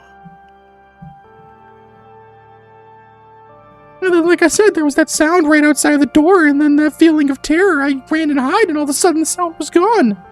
I haven't seen the mayor and the council members in a while, though. Oh god, he Keep turned asking back around. questions. Keep asking questions. This high-pitched Max voice is really doing it for me.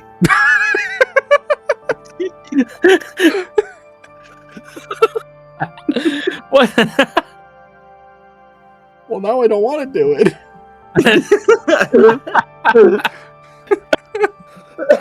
Oh my god. Curtis, you ruined it. So I do need clarification on something. She's scared of us because she might think that we're part of that group, but she also never even saw people of that group. So, yeah. that makes it She easy for her to was. like that, huh? She never seen anybody part of that group, so she doesn't know what group. She just knows that there were people outside that sounded aggressive and were about to come inside when all of a sudden, like, she felt that feeling of terror after the mayor and the council members ran down the hallway, and she ran in here. So all she sees from you, you guys are the first people she's seen since she felt that feeling of terror, and you're the first people she's seen come from outside. So what she originally assumed, she doesn't totally feel that right now. But what she assumed when first meeting you guys, especially the way Dick came in and said, shouted at her to show herself, or else he's going to start blowing holes in the place. She immediately assumed that you guys were part of whatever the commotion was outside. Makes sense. And then, Silas did not help anything. Can I describe this symbol on the side of the truck and see if she recognizes it? Yeah, I don't even have the symbol made up. I forgot to do that. But yeah, you describe it as best as you can. And she doesn't seem to have any recollection of anything. Or at least if she's ever seen it before, she doesn't remember seeing it. Okay. I'm going to ask if she would let us in to see some of the records to see if we can find anything out, to see why they are coming into the town. She looks at you, she goes, "Can I see your press pass one more time?" I flash my press pass. She gets closer and looks at it closer. She goes, "Well, I mean, I don't work the typewriters or anything here, but it's this is, from what I can tell, this seems real, so I don't think there'd be any problem. There's no whiskey sours in there. The only That's what I was trying to find. How did you know? the only problem that I could think of is that I don't have keys to the archive room." Did she say she doesn't have the keys?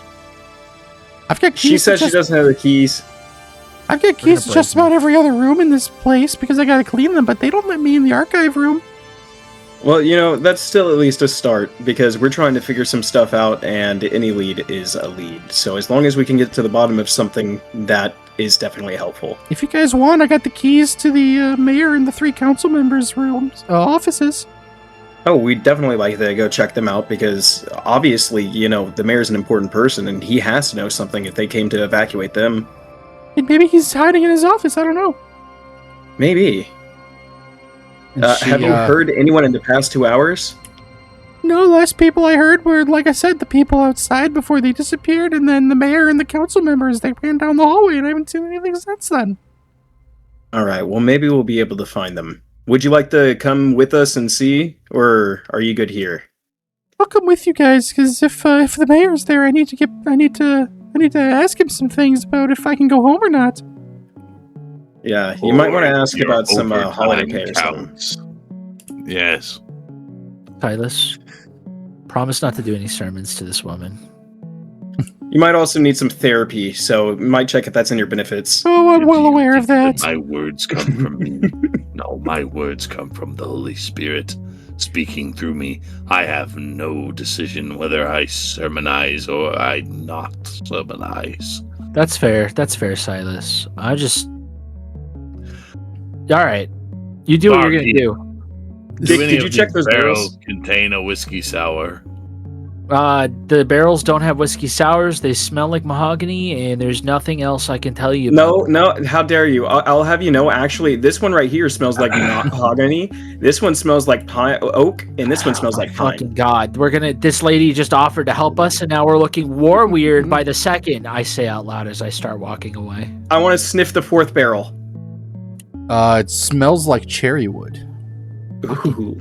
I want to open the cherry wood barrel. All right, yeah, I'm gonna dig into that cherry. You open it, and it's a barrel of cherries. Oh. I want to take a handful of cherries. And so you pocket a handful of cherries. Oh yeah, add it to my Cherries inventory. fermented enough. I eat one of the cherries and spit the pit at Silas. Suddenly a huge welt appears on my forehead. I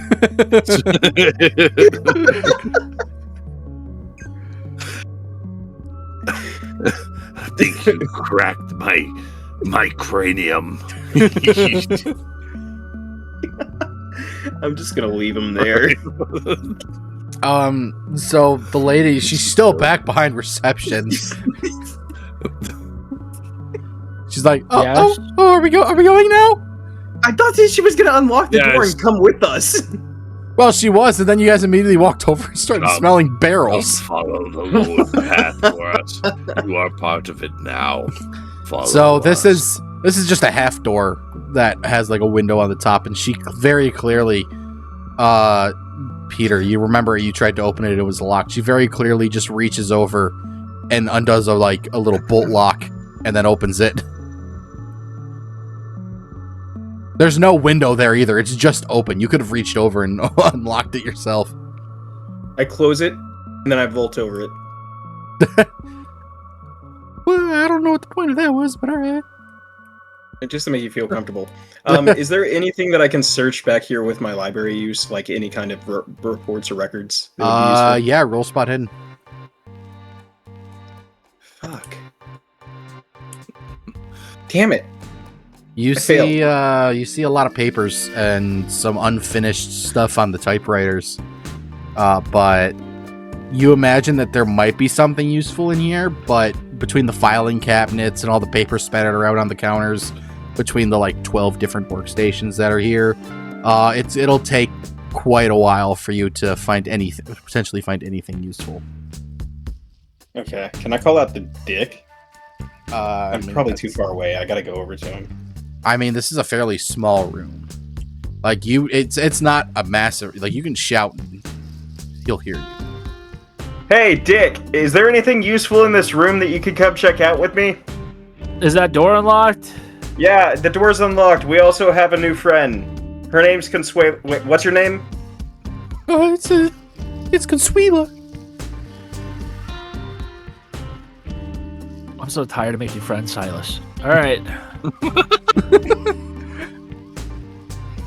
You're trying to find something important in here? Yeah, I'm gonna talk to her for a second. I'm asking for a friend. Do you happen to have any brothers around the same age? I mean, my brother's 73. That'll work. Okay, thank you. Silas's ears perk up a little bit. My spot hidden check failed. Oh, so what's your normal spot hidden? 55. No, you're good. If you rolled a 95, it would have been a super fail. So, the reason why I wanted you in here is I wanted you to check this spot under the desk here. Do you see this puddle? I'm really curious what made it. I think you're wasting my time, press man. You're wasting my time. Consuela, don't entertain these people. They're gonna be mean to you. It's Consuela. Sure. Yeah. Get the pronunciation right. I'm not writing that down in my notes either. I don't know how important she is to my investigation. So she walks over to the door, and it's kind of weird because you in all of your guys' times going to town halls and stuff like that, you've never really seen doors like this. But these are like they're not stone doors, but they're wooden doors, but made to look like stone, which is why they are kind of a different color than the rest of the walls. They're a bit lighter, but it is clearly wood made to look like stone. And she Gray stone or brown stone? Maybe you'll figure that out. Who knows? I can't see the color. He's colorblind. I mean, he does have a vision impairment. I have a lot of impairments. I am constantly in a state of major wounds. So she goes over to the door and grabs her keys, and it's a key ring that's got like 15 keys on it. But she immediately knows which one to grab and unlocks this door. And as she opens it, you see, it opens up into a hallway that looks like what you would imagine. Like, think of the most stereotypical, like, city hall office hallway you can think of. And that's what you see. It's just one long hallway with wooden doors on either side, on each side of the hallway. There's 2 offices on each side of the hallway. And then all the way down at the end, you can see there's another door.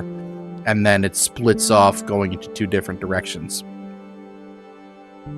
I don't know. Something's giving me an eerie feeling. Am I the only one? My eerie feeling was outside the building. We're already in here now. Clever of you to seduce her, Pressman. Excuse me? I would have never figured out those keys. Dearest reception lady, could you read off the doors and what's inside each room as we walk past them? Pretty please the cherry on top. Oh, well, this hallway basically just houses all of the offices for the council members and the mayor. The first door on your left here you've got Council Member Steve.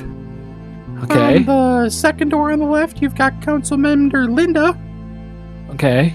First door on the right, you've got Council Member Jess. Okay. The door on the far right is supposed to be for a fourth council member, but he hasn't been. They haven't been elected yet.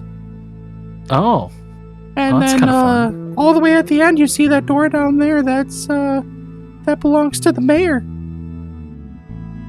All right, let's walk to the mayor's office. I don't think any of the council members. Well, you know what? I'm gonna Which knock on one? the council member door. Which of the council members were possessed by demons? We will not check those. I don't. Surely a trap. I don't know if any of them are possessed by demons. Could they be possessed by demons? We don't know for Why I'm sure. here. I am an exorcist. You need not fear. You know what? Let's do something crazy, something fun, wacky, and a little unhinged. You got some holy water on you, Silas? I always have holy water on me. I can make it. Do you think you can spritz some on some of these doors and see if any of them sizzle? I mean, I could spit on them and then bless the spit. Yeah, sure, that. He runs out his spit and pisses on the last door. Is that what we're going with? Sorry. Yeah, I mean, how much spit could an old man have? Jesus Christ. He got like a couple driblets, maybe. All right, when I see that he starts to unzip his pants, I'm going to cover Consuela's eyes so that she doesn't have to watch. Which door are you doing this to? I have. All the doors need to be blessed so that we can see if any of them sizzle. Okay, Are you just fine, going straight down to the mayor's office? From right hand side, I go down door by door to the mayor's, and then I go down the left hand side. I'd like to check the non-elected office. Okay, so just so I've got this straight, Dick is covering Consuela's eyes. Yes. Silas is going door to door, pissing on the doors. And he's spitting. And then he's pissing when he runs out. I hike up my priest robes. And Peter, you just want to walk down the hallway to check out this empty office? Well, you know what? Actually, just to make sure that there's no traps, I'm gonna throw a cherry down the hallway. Okay. There's now a cherry in the hallway. Cool. I'll leave that for Consuela later. I know that this is like invasive that I'm covering your eyes, but believe me, you don't want to see what I'm witnessing. It's kind of hurting my head. I accidentally stumble a bit too. Doorknobs too. He's covering her eyes, so she's just gonna find a random cherry later and be like, "What the fuck?" She's just hearing this all. That's all I know. So now I there's see. every door in this hallway is covered in piss, and And then I bless the piss. Yeah, so that's holy water. So we can know All if they're right. Holy demon-possessed doors. Any of these are demon activity. nothing happens. I figured. I figured that's how that was gonna go. Think we're clear. We can now enter any of these doorways and be assured that it isn't demonic. And also, have there's like a a- cherry in the hallway. And also cherry in the hallway. Isabel, I know I sound like a Pisses on rude the dick, cherry. but do you have like a rag or something? I could I borrow. mean, all of that stuff's in the closet. Which might way is need the a closet? It's down After the what I did. down the hall and to the right of the mayor's office. All right, I'm gonna I go to drank the. 7 whiskey sours.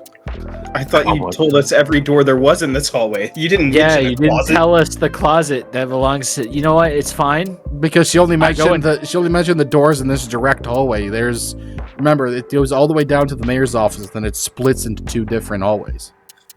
Oh, yep. All right, Conspira, let's go. You need to tell me the rest of these doors. I mean, there's really no other doors around here except for the maintenance closet, and then just some storage. We should search the mayor's office for clues to this occult. I go into the janitor's closet and grab a rag. Yeah, it's like filled with like chemicals that aren't legally allowed to be used now. And That's not my investigation. I'm gonna ignore it. well, in the time that period that this game's taken place, it's perfectly legal to use. Yeah, some asbestos juice. So the cleaning, the Red well-known 40. cleaning product, asbestos juice.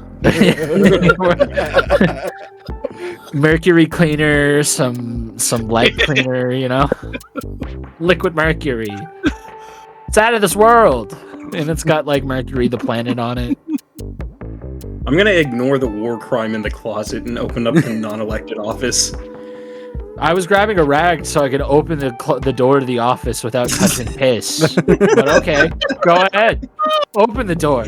I said he pissed on the door, or I thought he pissed on the door, not the door handles. You don't know where his piss went. It splashes. It splashes. So you open the door. A couple of the door handles with this. God damn it! Did it have piss on the door handles? This one does not have piss on the door handle. Okay, thank God. So you go to open the door, and I need you to roll a power check for me.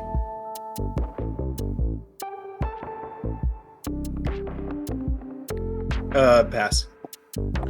So you open this door, and as you open it, you immediately feel this sense of like depression and dread overcome you. And just as quickly as it came, it's gone, and you're just staring at an empty office. I'm gonna pocket that rag. So, like, is it a room that's completely empty, or is it kind of like a office that just doesn't have an employee in it yet? It's completely empty. There's no desk. There's no chairs. There's like no boxes of files. It's just like an empty office.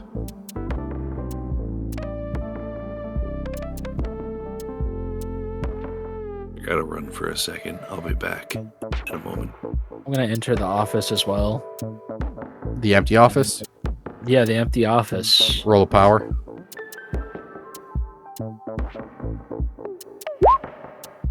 I fail.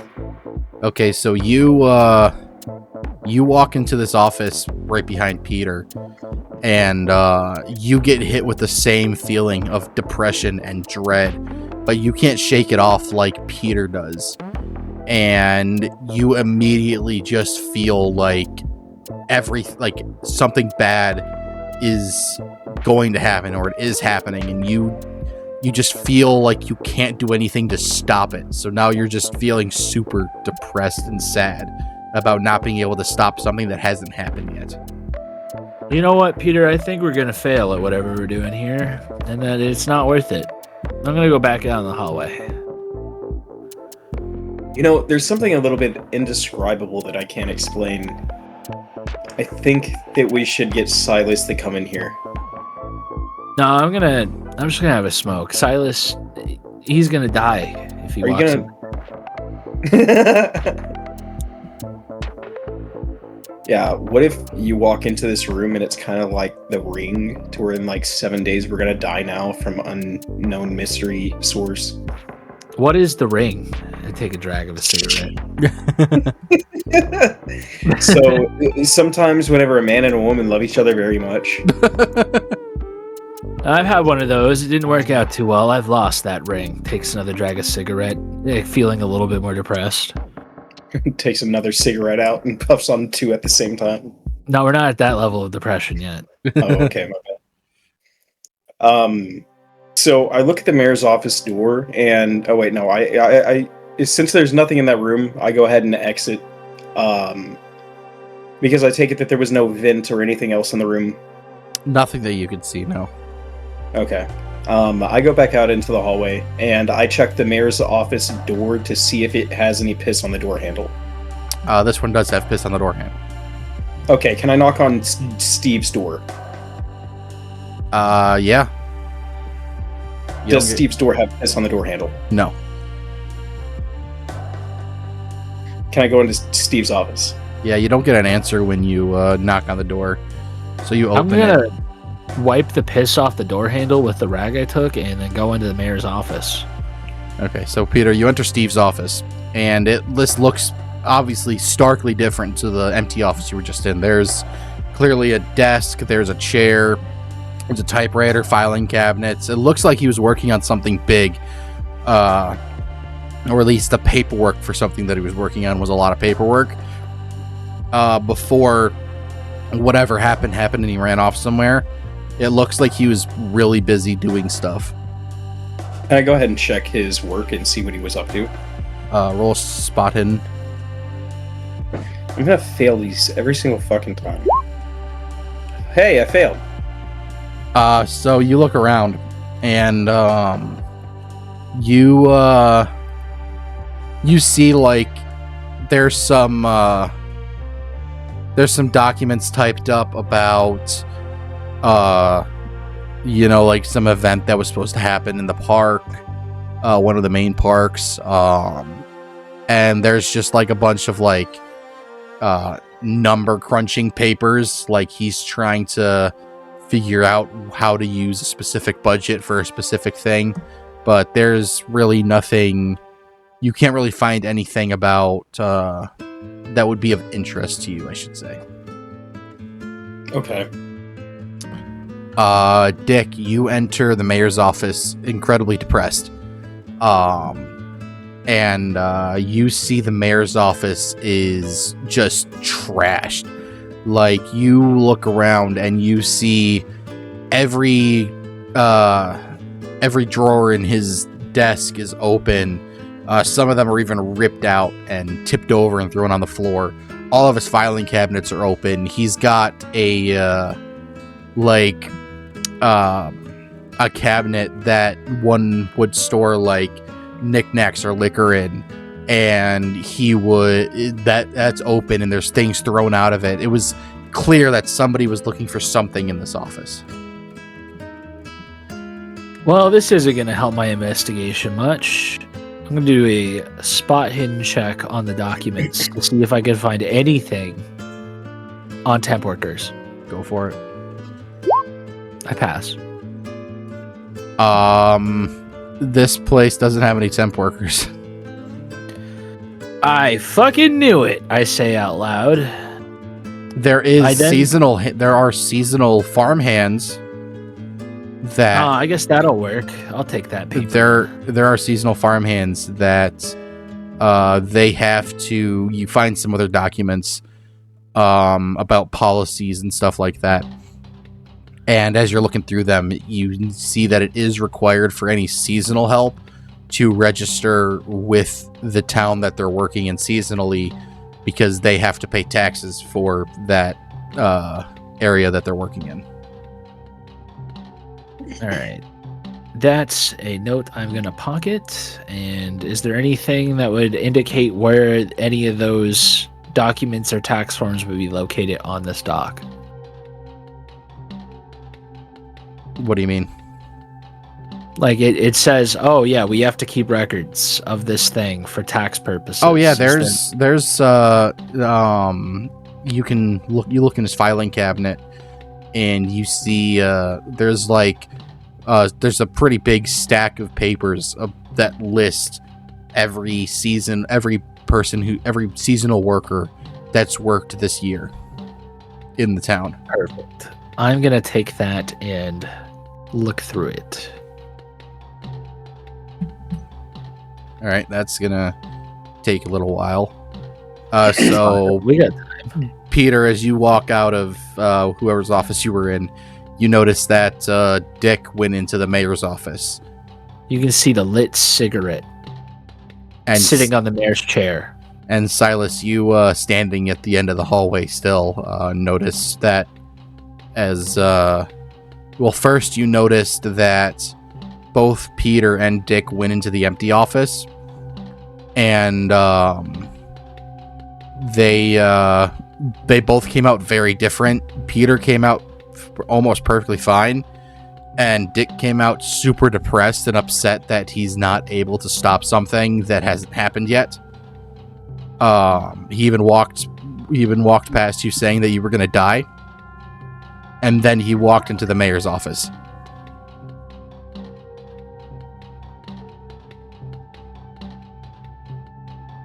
So let's start back. Okay. Can I go over to... I just left Steve's office, so can I go over to Consuela and ask about the empty office? And ask if she's noticed anything weird or been in that room lately? She looks at you and she goes, I mean, to be honest, I don't really ever have to go in there, so I haven't noticed anything strange. I mean, I guess there is one thing. There was, the mayor had some guests a few days ago that, they all went in there. I assumed that they all went in there because they needed more space to, like, talk about stuff because they brought chairs and stuff in there. But that's the only thing I know, really. But don't they have a big table out in the main area that they could have used to speak at? Yeah, I thought it was a little weird that they weren't using it, but I mean, I'm just basically just a janitor here, so what do I know? I was just curious also, because there was some mold in the corner, and I didn't know if you got to see it. Do you want me to point it out to you? No, I'll get to it now that I know that it's there. I'll have to go and do a thorough cleaning of their room. Can I persuade her to go into the room? You could also probably just do a psychology check on her. Oh yeah, could I do a psychology check on her first to see... would I be checking to see if she's, like, truthful? So a psychology check, essentially, you can examine their demeanor, and it's kind of like... Based off of their body language, you can tell. We didn't want to go in that room. I want to know why. Yeah, you'd be able to determine that if you rolled good enough psychology. Okay, I want to roll psychology. Roll it. Fuck! Yeah, as far as you know, she's just had no reason to go in there. Can I persuade her to go into the room? I mean, yeah, I guess. Roll charm. Oh, charm? Fuck! Fuck! I failed! Unless, oh no, persuasion is a real thing. Yeah, would that hit your persuasion? I've been trying to use persuade for so long. Yeah, I'd like to use persuade, please. Yeah. So I'm assuming that passes. Yeah, do you need the re-roll? No. Okay, yeah, it passes. So she goes, I mean, yeah, I better at least now that it's open, I may as well at least go look in there and see what I gotta do. And so, she walks in and, she faints. She just passes out. Is there a loud thud? Can I use a listen to check and see if I hear that? You don't need to check to see if you listen to you. You heard it. Her legs are sticking out of the door still. Can I make a intelligence check to see if I understand that this room is actually not safe to go into? I think that you would already figure that because you walked in and then walked out extremely depressed. All right, sweet. So then I announce, Silas, forget what I said earlier about you being a flaky dead man. Don't go in that room. It's actually super cursed, and you will die. You might know the reason behind it, though. You just sent an old woman to her death. She fainted. She's still breathing. Can I do a first aid check to see if she's still breathing? Yeah, I mean, you could just walk right up to her and you could see she's still breathing. She's still breathing. I march into the room. Roll Man. strength. Roll. The Lord will protect me! Roll power.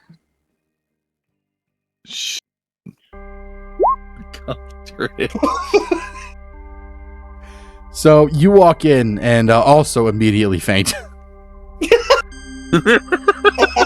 Does he like lay right on top of Consuela.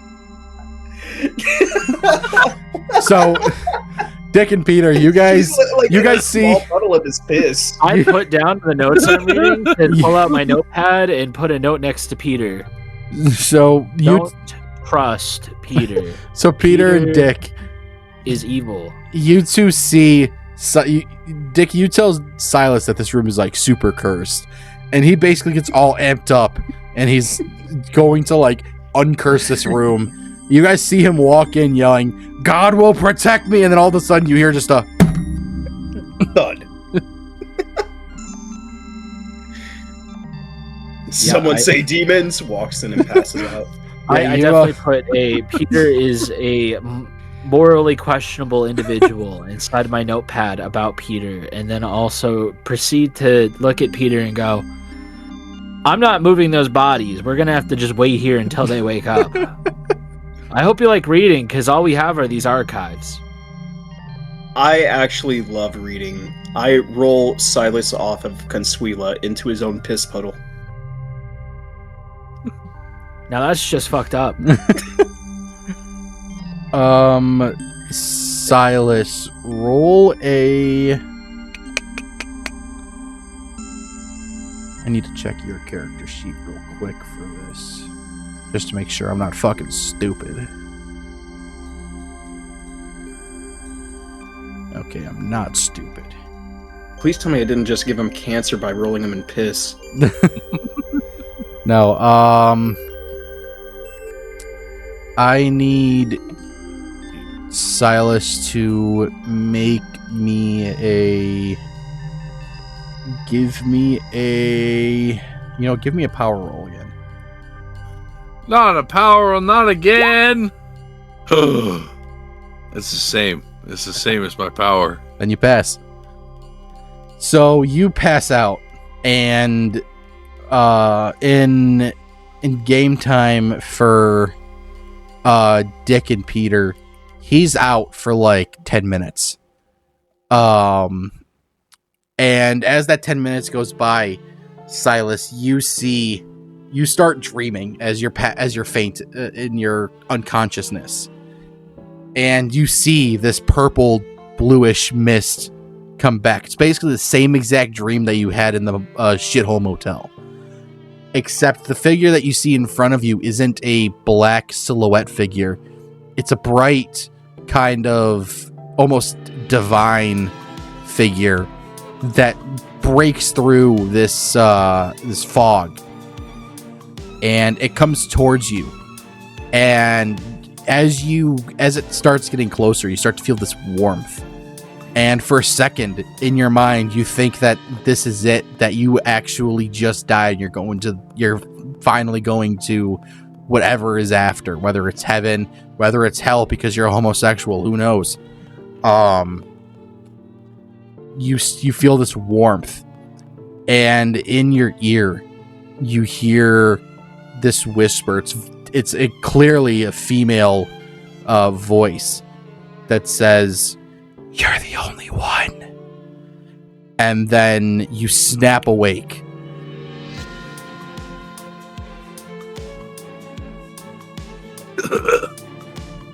I'm the only one. I'm the only one. Oh, he's alive. Thank goodness. Damn it. With more vigor than you've ever seen him. He gets up and immediately starts yelling that he's the only one. Hey, at least he might be sober. Consuela is still laying on the floor. Down like that and then get back up so quickly. I'm the only one. Have I learned anything from my note reading? You've gone through these papers. It's been long enough where you've gone through a good portion of these papers, and you see that you don't see the name of the person you're looking for. He clearly wasn't here as seasonal help. But you do find some familiar names that came up in your research during your investigation that have ties to the person you're looking for. Can I also go to the mayor's office and look for files on a Dave Schnaben? Yeah, you can roll a spot hidden. I passed! That was a super success too. So yeah, you go in there, and it's a bit more wrecked up from Dick going through everything. But you look through some of the filing cabinets and you find a folder. It's a fairly thin folder, but you open up and it's got like 2 or 3 pages about this person you're looking for, and it doesn't really tell you anything. It just tells you like the basic stuff that he did as mayor. So it says stuff like brought the good gas station to town, just a list of like events that he was able to put on that brought money into the town, some businesses that he was able to bring in. Very surface level. Yes. But it also says that he was mayor for like 15 years. And that timeline doesn't add up to how much stuff, at least face value, he's done. So to you, it almost kind of reads as this stuff on this paper, he probably did them, but it was more as a cover-up for something else he was working on in the background. Yeah. Can I get some names to put down for some of these tie-ins to my investigation? To the person we were just talking about? No, to the person I'm investigating. Oh. Yeah, give me a second. Because I gotta come up He's with gonna names make- now. Yeah, random bullshit. One Or of even them where they is Evan Phillips. And the other one is Joshua Ross. Perfect. And they both say that they worked on the Stanford farm. That is so wonderful, actually, that you gave me that information. Because I didn't ask, but now that I have it, it's gonna aid us. The Lord is telling me that we must go to Stanford Farms now. I agree with Silas on this one. But we All may right, rest here for now. rest. I hold am on. old and tired. I need my rest. I gotta go to the storage closet real quick. Cat nap. Can I also, I guess I'll just skim through it. Can I check Linda and Jess's office too? Yeah, they look pretty much the same. Not the same as Jeff's office. Linda's looks a bit more put together. Like she was working on stuff, but it's not nearly as chaotic as Jeff's was the office you went into, or was that Steve? I went into Steve's office. Okay, and so then Jeff was the other one, right? Jeff is the mayor. Jeff is the mayor. It was Linda, right? I went into Steve's office, but yeah, Linda and Jess. Okay, that's what I thought. So yeah, Jess's office is pretty neat. Linda's office is roughly the same. It's a little bit more chaotic. On her typewriter, you can see that she's typing up a kind of a roster for this event that she's putting on, that she was supposed to put on at least, or planning to, at the Heavy Drinks bar, which is the bar you guys were at. And it's clear that she was, like I said, she was making to this roster, but she was interrupted when she was writing this out. Okay. Through our investigations in this office, have we found anything related to corn? Other than the fact that that's what most of the farms around here grow, no. Okay, man, we could have also looked for, like, criminal organizations. Because we're still trying to find out about this drug in the middle of all this. Are you conveying this to the group? Yeah. We could probably... I didn't see anything on criminal archives here. Our best bet would be to go to a police station and search for that stuff. Small Well, there town was a politics. prison across the way.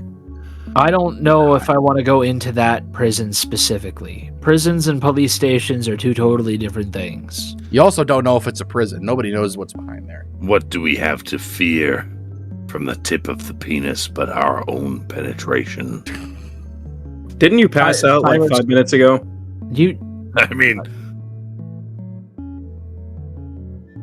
I'm baffled. I'm gonna go look for the storage closet. I'd like to see if there's a medical kit. There is not a medical kit in the storage closet. Is there a medical? Can I do a spot check to see if there's a medical kit in this building at all? Yeah. I passed. Yeah, there's one behind the reception desk. Does it have smelling salts in it? No, I do not believe those existed in 1939.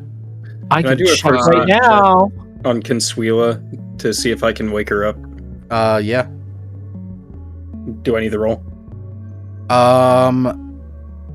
No, I'll say it's been long enough that, like, you can, like, kind of pick her up and move her out here and then, like, shake her awake. Max, you're not gonna like to hear this, but smelling salts were in use all the way back in I think I am. the 1600s. So it's highly plausible. They actually stopped using smelling salts in medical practices. They definitely had it in 1914 at 2010. least. I bet it was even more prevalent back then. Yeah. Well, that was, like, more meth and shit. Like, people Smelling would just... salts? They would just, like, straight smelling up salt is just a solid ammonium carbonate, which is just ammonia. Well, regardless, they don't have it in this med kit. Damn it, dude. How am I supposed to wake up the Yeah. lady? Okay, I shake her awake. She wakes up very shocked. I shoot her in the head to wake her up. No! I don't What kind do of- that. What kind of gun do you have? Don't tell him. Don't tell him what gun you have. No one needs to know that you have a gun, except I me. have a gun. Oh, my bad. That was 45. not out loud. With religious carvings.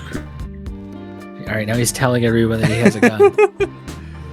So Consuela wakes up. She's in a she's in a state of shock, and she's almost in the same state of depression as Dick is. It's like, hey, are you okay? You kind of just fell over. I don't know. Everything just seems like what if the mayor's dead? How am I gonna get paid? I've got kids to feed.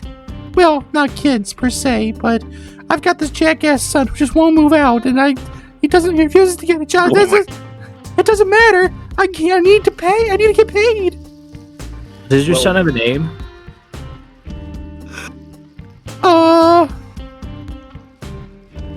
If it's Tim, we're killing him. No. Kevin. All right, that's not on my list of names I need to know. Consuela, do you want us to drive you to, like, your house or something so you can pack a bag and go on vacation? Because I don't think this place is safe. I can't afford a vacation. I'm a janitor. Well, maybe Yeah, you could at least come with but- us because it's not safe here anymore. What do you mean? Well, you know the armored trucks with the guys that we were telling you about and how they were banging on doors and being aggressive? No, I told you about that.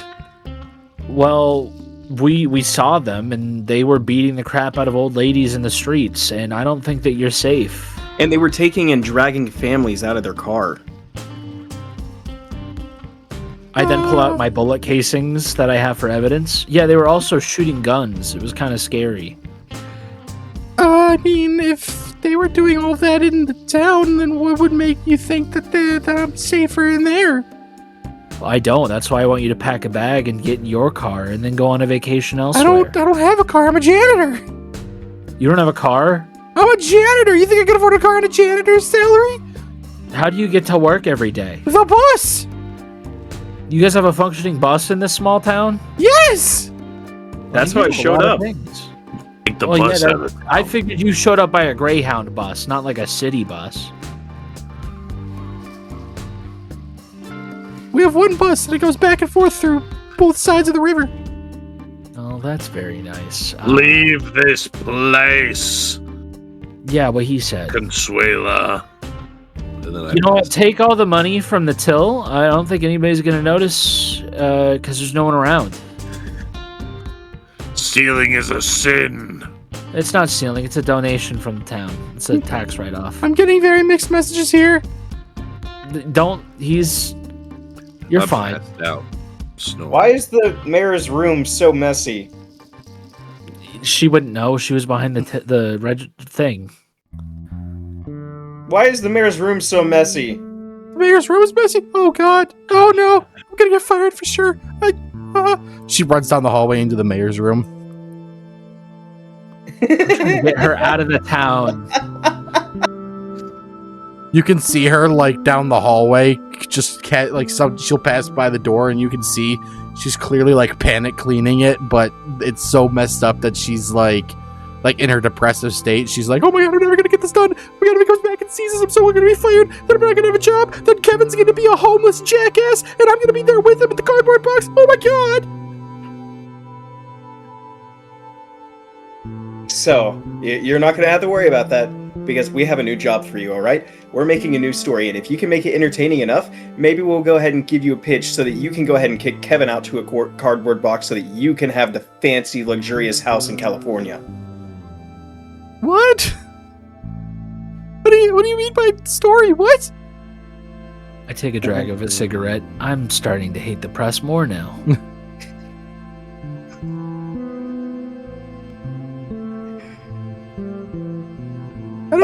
We are going to uncover, we are going to get to the bottom of this, and we are going to make this community better for everyone, and whenever the people realize what you did for this town, they will revere you as a hero. I don't know what I did. You helped us with all your keys. I only opened like 4 doors for you. I'm gonna whisper in his ears, like, ugh, press are bad enough, but these revolutionary types. And then I fall back asleep. I'm starting to like Silas. I don't know what's going on.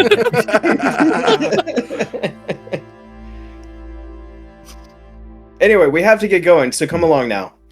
Oh, but the mayor's office. What if he comes back and sees it like this and I'm not here? What if the military comes back and then shoots you for being an old lady? Think about that. Do you really think they do that? Yeah, I did. See the bullet casings? I jiggle them around in my hand. But those aren't mine. I don't know where you got them from. For all I know, you just found them. Yeah, they're evidence. I'm an investigator. I showed you my badge. You're a private investigator. That means nothing here. Okay, get shot. See if I care. I'd start pulling Silas toward the door. I tell her that, alright, we were just trying to help you because we were told that they were going to scorch any building that they found survivors in. Wait, what? Yeah, so I mean, if you just want to be a survivor and stay in this building and let it get burned down, I mean, okay, that's no job for you. And I start walking towards the door. Wait a second. Is that offer still on the table? Sure, you just have to sit in the back with Silas. You know what? Burning doesn't sound so bad after all.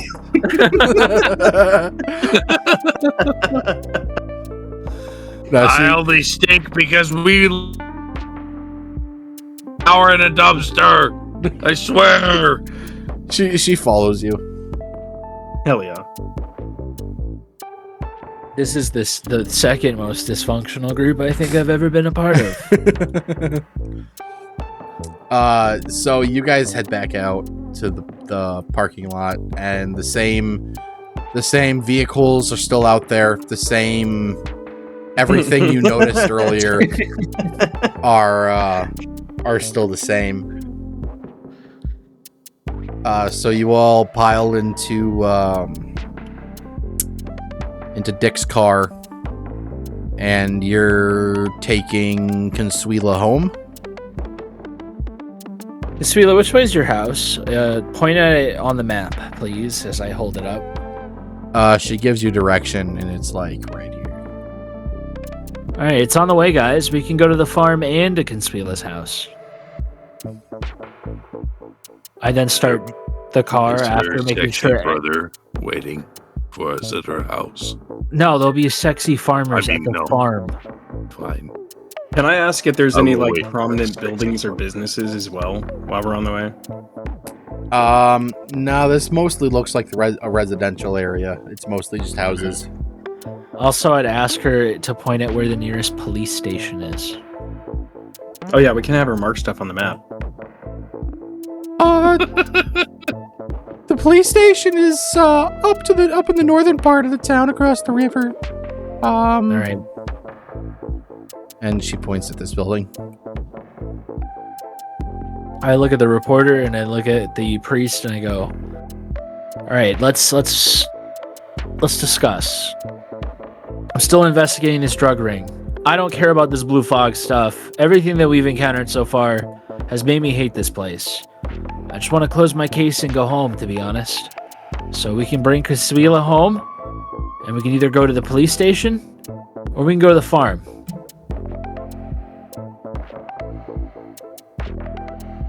I heard mention of sexy farmers there. I say we go to the farm. It's one vote for I farm. Sinful thoughts. I should not think of that. It's not a sinful look. I'm voting farm. All right, farm it is. We'll go to the police station Thank after if we you. need to. You guys No. dropping Consuela off first, or you just going straight to the farm? Yeah, we're going. We're gonna go drop Consuela. her off. We're gonna go to her house. Yeah, we drop her off the bridge. I mean, her Off house. the bridge. So you guys are driving through, and there, when you get to this part of the bridge, you can see across, and there looks what appears to be another barricade. But you get closer to it, and you realize that there is just like basically a hole just like plowed through it, almost like somebody drove their car through it. And you're able to kind of pass freely through it, but it sticks in the back of your minds, like, what happened here? I'm gonna slow down as we pass through it, and then look at all of the passengers that aren't Consuela and be like, "See, I wasn't the only one that had this thought." And then I'm gonna keep driving. So you drive, and you come up to Consuela's house. No car in the driveway because they can't afford a car. Does her neighbor have a car in the driveway? More of an apartment, really. Yeah, her neighbor's got a car. All right, Consuela, seeing as you don't have a car and you blatantly told us you didn't have one, we'll wait here for a bit. You could pack a bag and come back to this car if you want, or we'll go check your neighbor's house and see if they left the car keys hanging around. I don't know how to drive. It's super easy. There's a gas pedal. I then rev the engine of the car a little bit. There's a brake pedal, and I press that. It stops the car. And you just got a steering wheel. And when you get out of this town, maybe the radio will work. You can listen to whatever songs you want. Just follow those little speed limit signs and don't go faster than that. You should be good to go. I don't know if anyone's told you this, but you're a pretty shitty teacher. Oh, I'm not a driver's ed instructor. I'm a private investigator. But I've literally never driven a car before. All right, well, I guess we could take you to the next town when we get to that road then. I think I'm just gonna stay here. Did you not hear us about the house burnings? I've never driven a car, but instant that this dickhead lets me, I'm taking the wheel. Silas is not allowed to drive because he's an alcoholic. Alcohol just increases your driving skills. You remind her of the like a house burning, building burning thing, and she points and looks around. She looks around and points. She's like, "Well, I don't see any burning buildings around here, and I know for a fact that quite a few of my neighbors were home while I was at work." Yeah, we came from north side when they started burning the houses. You're on the south side, so... Yeah, but it also looks like they've already been through here. Like, Yeah, their first gang. That car's got a smashed window in it. They've definitely been through here. And also, this guy sitting next to me, he smells really bad and he's really creepy. Yeah. May the Lord smite you. I was in a dumpster for an hour. I don't even think You we guys have saw been that asking me thing. about your brother too much, has he? I don't think so. You have a sexy brother. I mean, no. Don't even tell me. Yeah, I'm just gonna. Shouldn't you go check on Kevin? I'm gonna go take my chances in the house.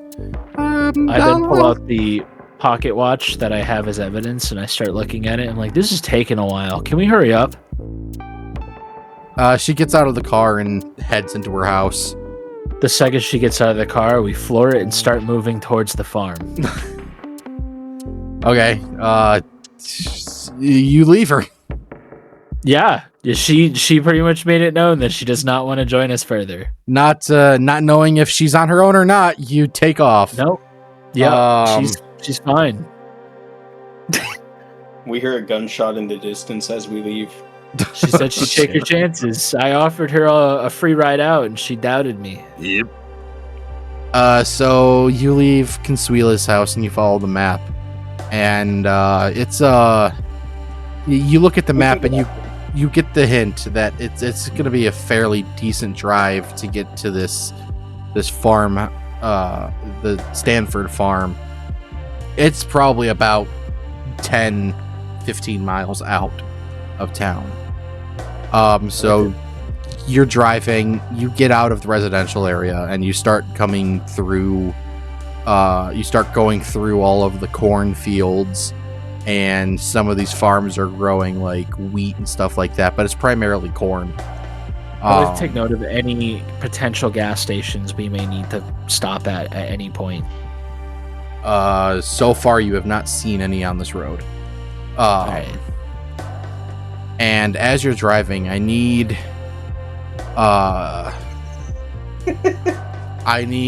Silas and Peter to make a spot hidden.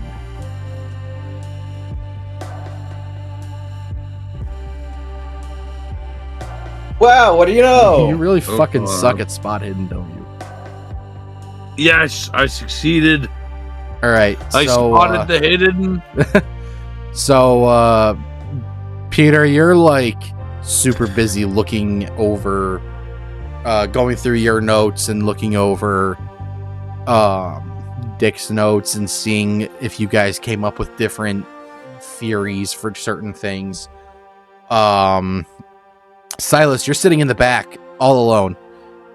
So you've got nothing else to do but look outside through the windows. And as you're looking out the window, you look to your right and you see something that you think your eyes are playing tricks on you, but you look and every sense in your body tells you that what you just saw was unnatural, not human, and not of this world, and in your terms, ungodly. But you blink and you look back in that direction, and there's just nothing there. Hey, I'm just gonna keep that quiet. hide it, but mark it in my brain. So you guys continue this drive through the cornfields. It takes probably a good 30 minutes for you guys to get to what would be considered the driveway of this farm. And as you approach the farm, the gate to the driveway is closed. It says trespassers will be shot. All right, well, might as well stop the car here. If there's a big old gate, we should check and see if there's like a doorbell or something, maybe a guy that'll let us in. At least so they don't shoot us. Yeah, last time I checked, you're not bulletproof. The Wait, Lord you can checked? stop many things, but bullets are another thing. I'd like to do a spot check on the gate. You won't have to for this since everything's there. There is no like doorbell or intercom because I do not believe that was a thing in 1939. But you look around the gate and you see that the only thing keeping this gate closed really is basically a lock and chain. And it looks like the chain itself has been cut, but whoever went in or out of here, they obviously closed the gate back, so. Well, at least they were polite, but I don't like the way this looks. I'm going to convey this information to my compatriots. So There we can could- just open it and drive on through? We could, but I want you guys to take note that that does mean that there is potentially trespassers, and there could have been conflict here. The Lord will protect us. Let us go forward. We need more information, and this, sexy farmers or not, this could be our best bet. I hope there's at least one sexy farmer for you, Silas. All right, let's drive. You go up this driveway and it takes probably about 5-10 minutes. And as you approach, you are met with a fairly humble farm site. It looks very basic as to what you would think is a farm. You guys see the map? Yeah. So this house in the bottom right corner, that is their main house. In the top left corner of the entire map, that is clearly some sort of like tool or maintenance shed. This other big building on the left side across from the main house is it's a barn.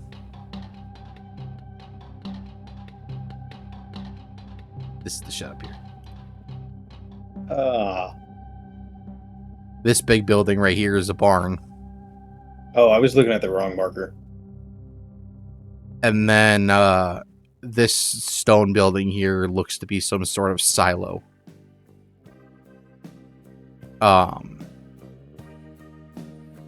And as you pull up, you can see there's a lot of dirt tire tracks going all around. Some look like they're clearly from a tractor. Others look like it's from some sort of other truck. But you don't see any vehicles in your sight. As far as you can tell, there are no other vehicles except for your guys's. Well, that's All right, I want to go to the main house and knock on the door. I'm going to go with him. I'm gonna And join. then I announce very loudly, I am here from the church. I'm gonna hide. Indulgences have gotten a bad rap in recent years, but it's still the best way to get years off your purgatory. $39.99 with my priest special. Otherwise, it would be $60 flat out. I'm just going to peek in the window. So, Silas, you knock on the door, and you don't roll listen for me, actually. Well, Dick, you roll a spot hidden looking through the window. Oh, I succeeded in my listen. I pass in my spot hidden. Okay, so Silas, you knock on the door, and you hear footsteps running towards the door. They don't sound like big footsteps, though. They sound like fairly small footsteps, and very light. Dick, you look through the window, and you don't see what it is, but you just see something like really small running towards the door right as like not too long after Silas knocked on it. I then look at Silas and go, Silas, I think it's a child. Child, are you not a God-fearing member of the church? Come forth this instant and open the door. She's still behind the door. She can't hear you right now. Silas, can I give it a good little knock real quick and let me try? Fine. Just make sure they know that I have Bibles for purchase. Okay. Yep. Selling Bibles. That'll be on my checklist of things to do. I then knock on the door. Hello, as you private go investigator. As you go to knock on the door opens, and you just kind of flail your arm forward. Oops, my bad. And what stands before you is clearly a very young girl. She doesn't look to be any older than like 8. I then get down on one knee to meet her at eye level, and I say, excuse me, is there any adults on the residence? I'm an investigator. I'm looking for a specific person for a case I'm working on, and, well, I don't know if you can help me, so... She shakes her head no. Is there anybody here? She shakes her head no again. Would you allow us to come inside? She shakes her head no again. Are you okay? She shakes her head yes. Huh. Are you the one that owns this farm? She shakes her head no. I thought so. It's a very big farm. You must be a very strong farmer if that's the case. Where is he who walks between the rows? What do you know of him? The moment Silas walks up and says that, she just kind of like shrinks and hides behind the door. Oh, don't mind him. He's just a priest and a little crazy. She just like looks at you pretty scared. I'm a detective. I'm an investigator. I do lots of... Would you like me to draw you a picture? Do you want to draw pictures together? She shakes her head vigorously no. All right, well, I did the best I could. I guess I'm just not good with children.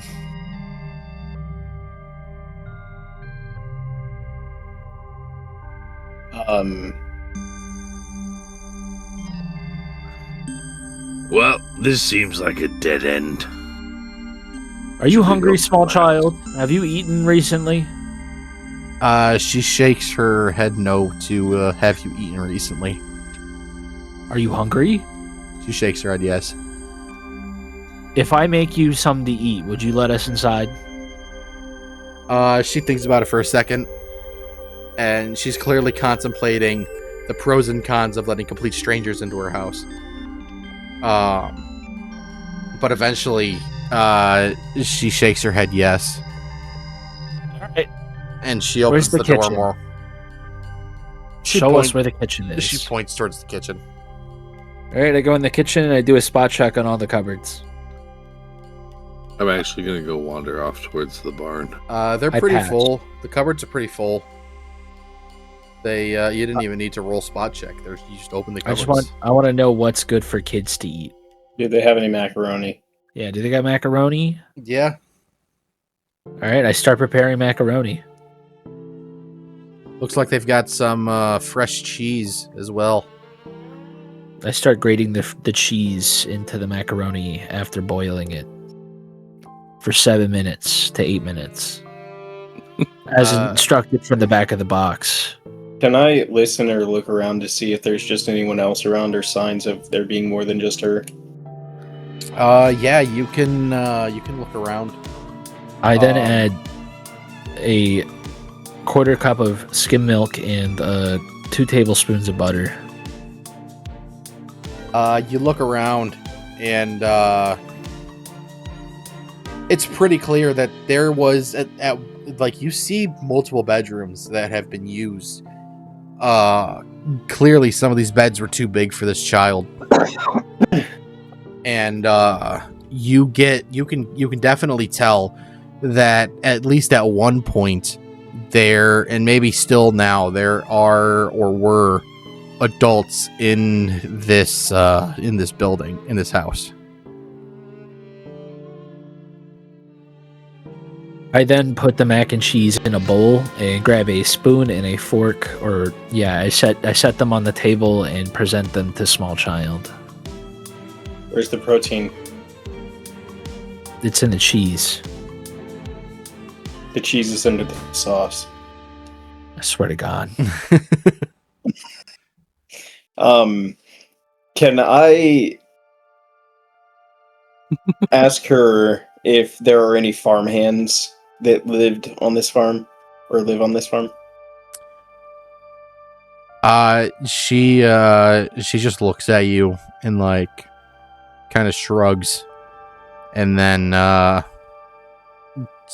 looks at the macaroni and cheese that the strange man made for her, and she hesitates a little bit, but then you can hear her stomach rumble a bit, and she gives in because she's fucking starving right now.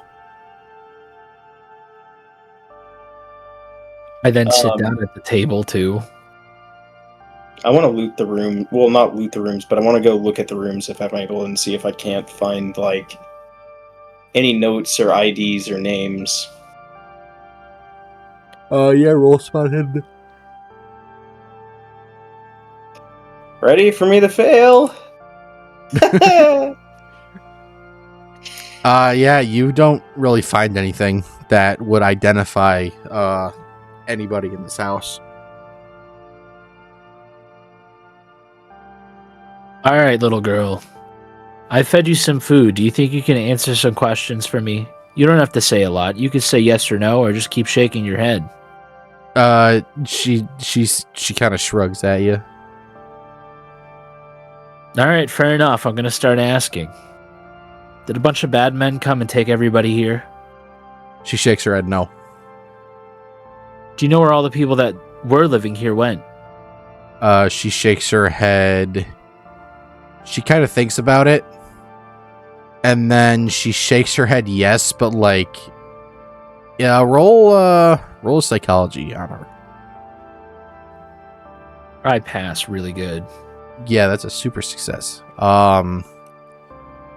So you see her. She shakes her head yes, but you can tell that it's the way she shakes it and the way she thought about her answer and the way she like hesitated and just her general body language before answering and when she was answering, you can tell that she thinks that she knows where everyone went, but she's not sure of what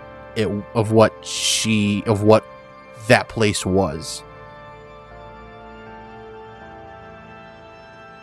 So they're hiding, but they're in a strange place hiding. She kind of shrugs again. She clearly, Okay. without speaking, it's clear that she doesn't know how to describe it. Would you say that it's kind of like a dream place? She gets this look on her face like she doesn't know how to answer that. You know, like in storybooks. Has anybody ever read you storybooks? She shakes her head yes. Would you say that the place that they went to is kind of like something that you would have seen in a book? She shakes her head no very vigorously. All right, what about a nightmare? She nods her head yes. Well, that's unfortunate, isn't it? She, as you're asking her these questions, she gets up and runs into what you would assume is the living room, and she comes running back with a piece of paper and like some crayons, and she starts drawing something. And the way it takes her a little bit to draw it, but she hands it to you, and what she drew is It's a picture of what looks like an 8-year-old's rendition of like a cornfield would be, and it shows about 5 people, 2 of which are clearly her mom and dad.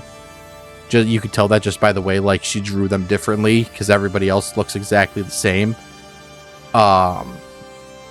And they are all standing in front of the cornfield, and behind them she drew she more of like kind of scribbled with a bright purple color, and she looks at you and then looks at the picture, and she just shakes her head no after you look at the picture. So, you'd say that these cornfields out there are actually kind of bad, do you? She shakes her head yes. I won't ask you to go out into those fields. That place seems kind of scary if you look at this picture. How long have you been alone here for? She looks at her hands, and she's like, you could see her using her fingers to count, and then she holds up 3 fingers. It's a long time. Do you have any family outside of town that you visit that you can go to? She shakes her head no. Fuck, I'm conflicted.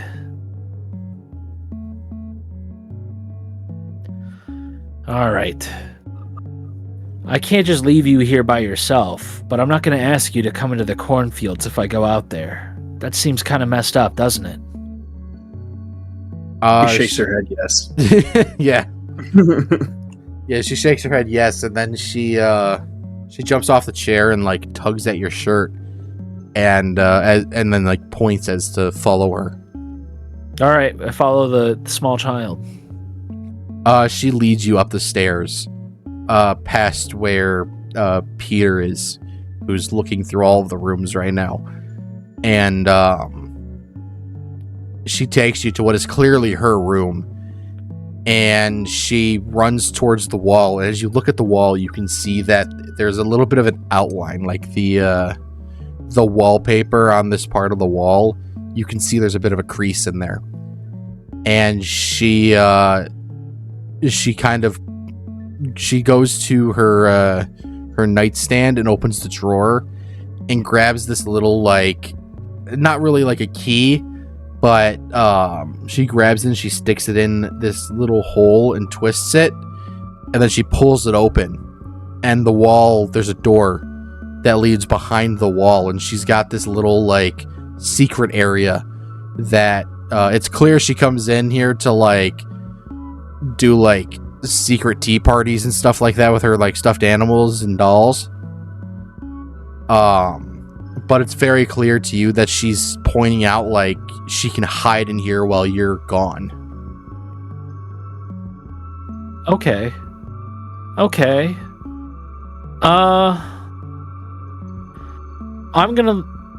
This is gonna sound bad because I don't know if I want to leave you by yourself here, but I believe that you're a strong little girl, so I'm gonna leave you in this room, and we're gonna go investigate the cornfield and try to figure out what happened to your parents. Would you be okay with that?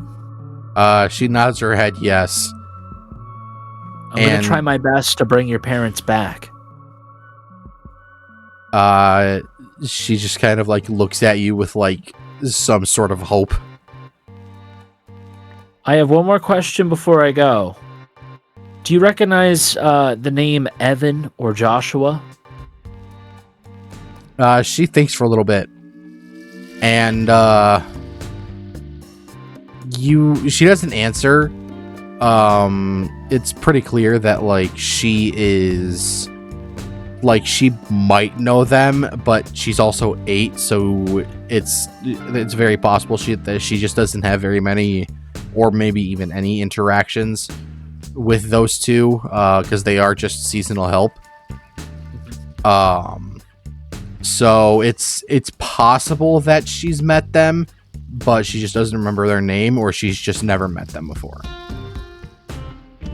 All right, I think I've got all the things I need to know.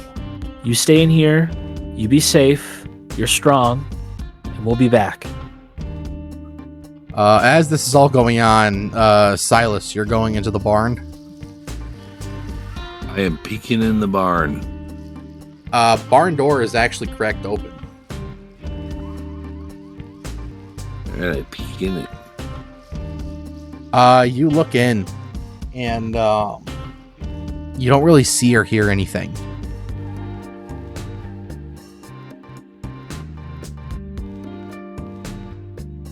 All right, I leave the barn. Okay.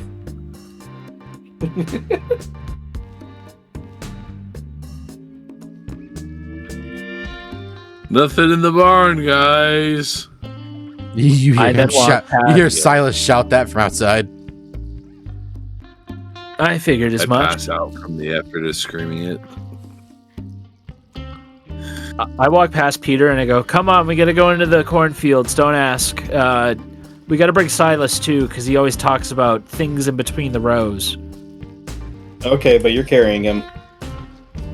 I need Dick. I need you to roll me an intelligence check. I pass. Okay, you go outside and see Silas like passed out in the fucking dirt. And it is very obvious that he needs a fucking break. This old man has been through a lot, including being dangled inside of a dumpster twice today. And he's also basically been force fainted in the mayor's office. He's been through a lot. All right, you know what? On second thought, let's take a little rest here in this main house, and we'll come to this cornfield. Hopefully tomorrow, and maybe there'll be less fog. So you I guys then drag Silas back into the house. Yeah, you guys carry Silas back in. You kind of just like flop him on the couch there. And you guys will get some nice rest and relaxation for the rest of the day. You guys can basically pillage their cupboards. The little girl seems to give you permission to pillage their cupboards for food. And you relax for the rest of the day. And we'll end the session there.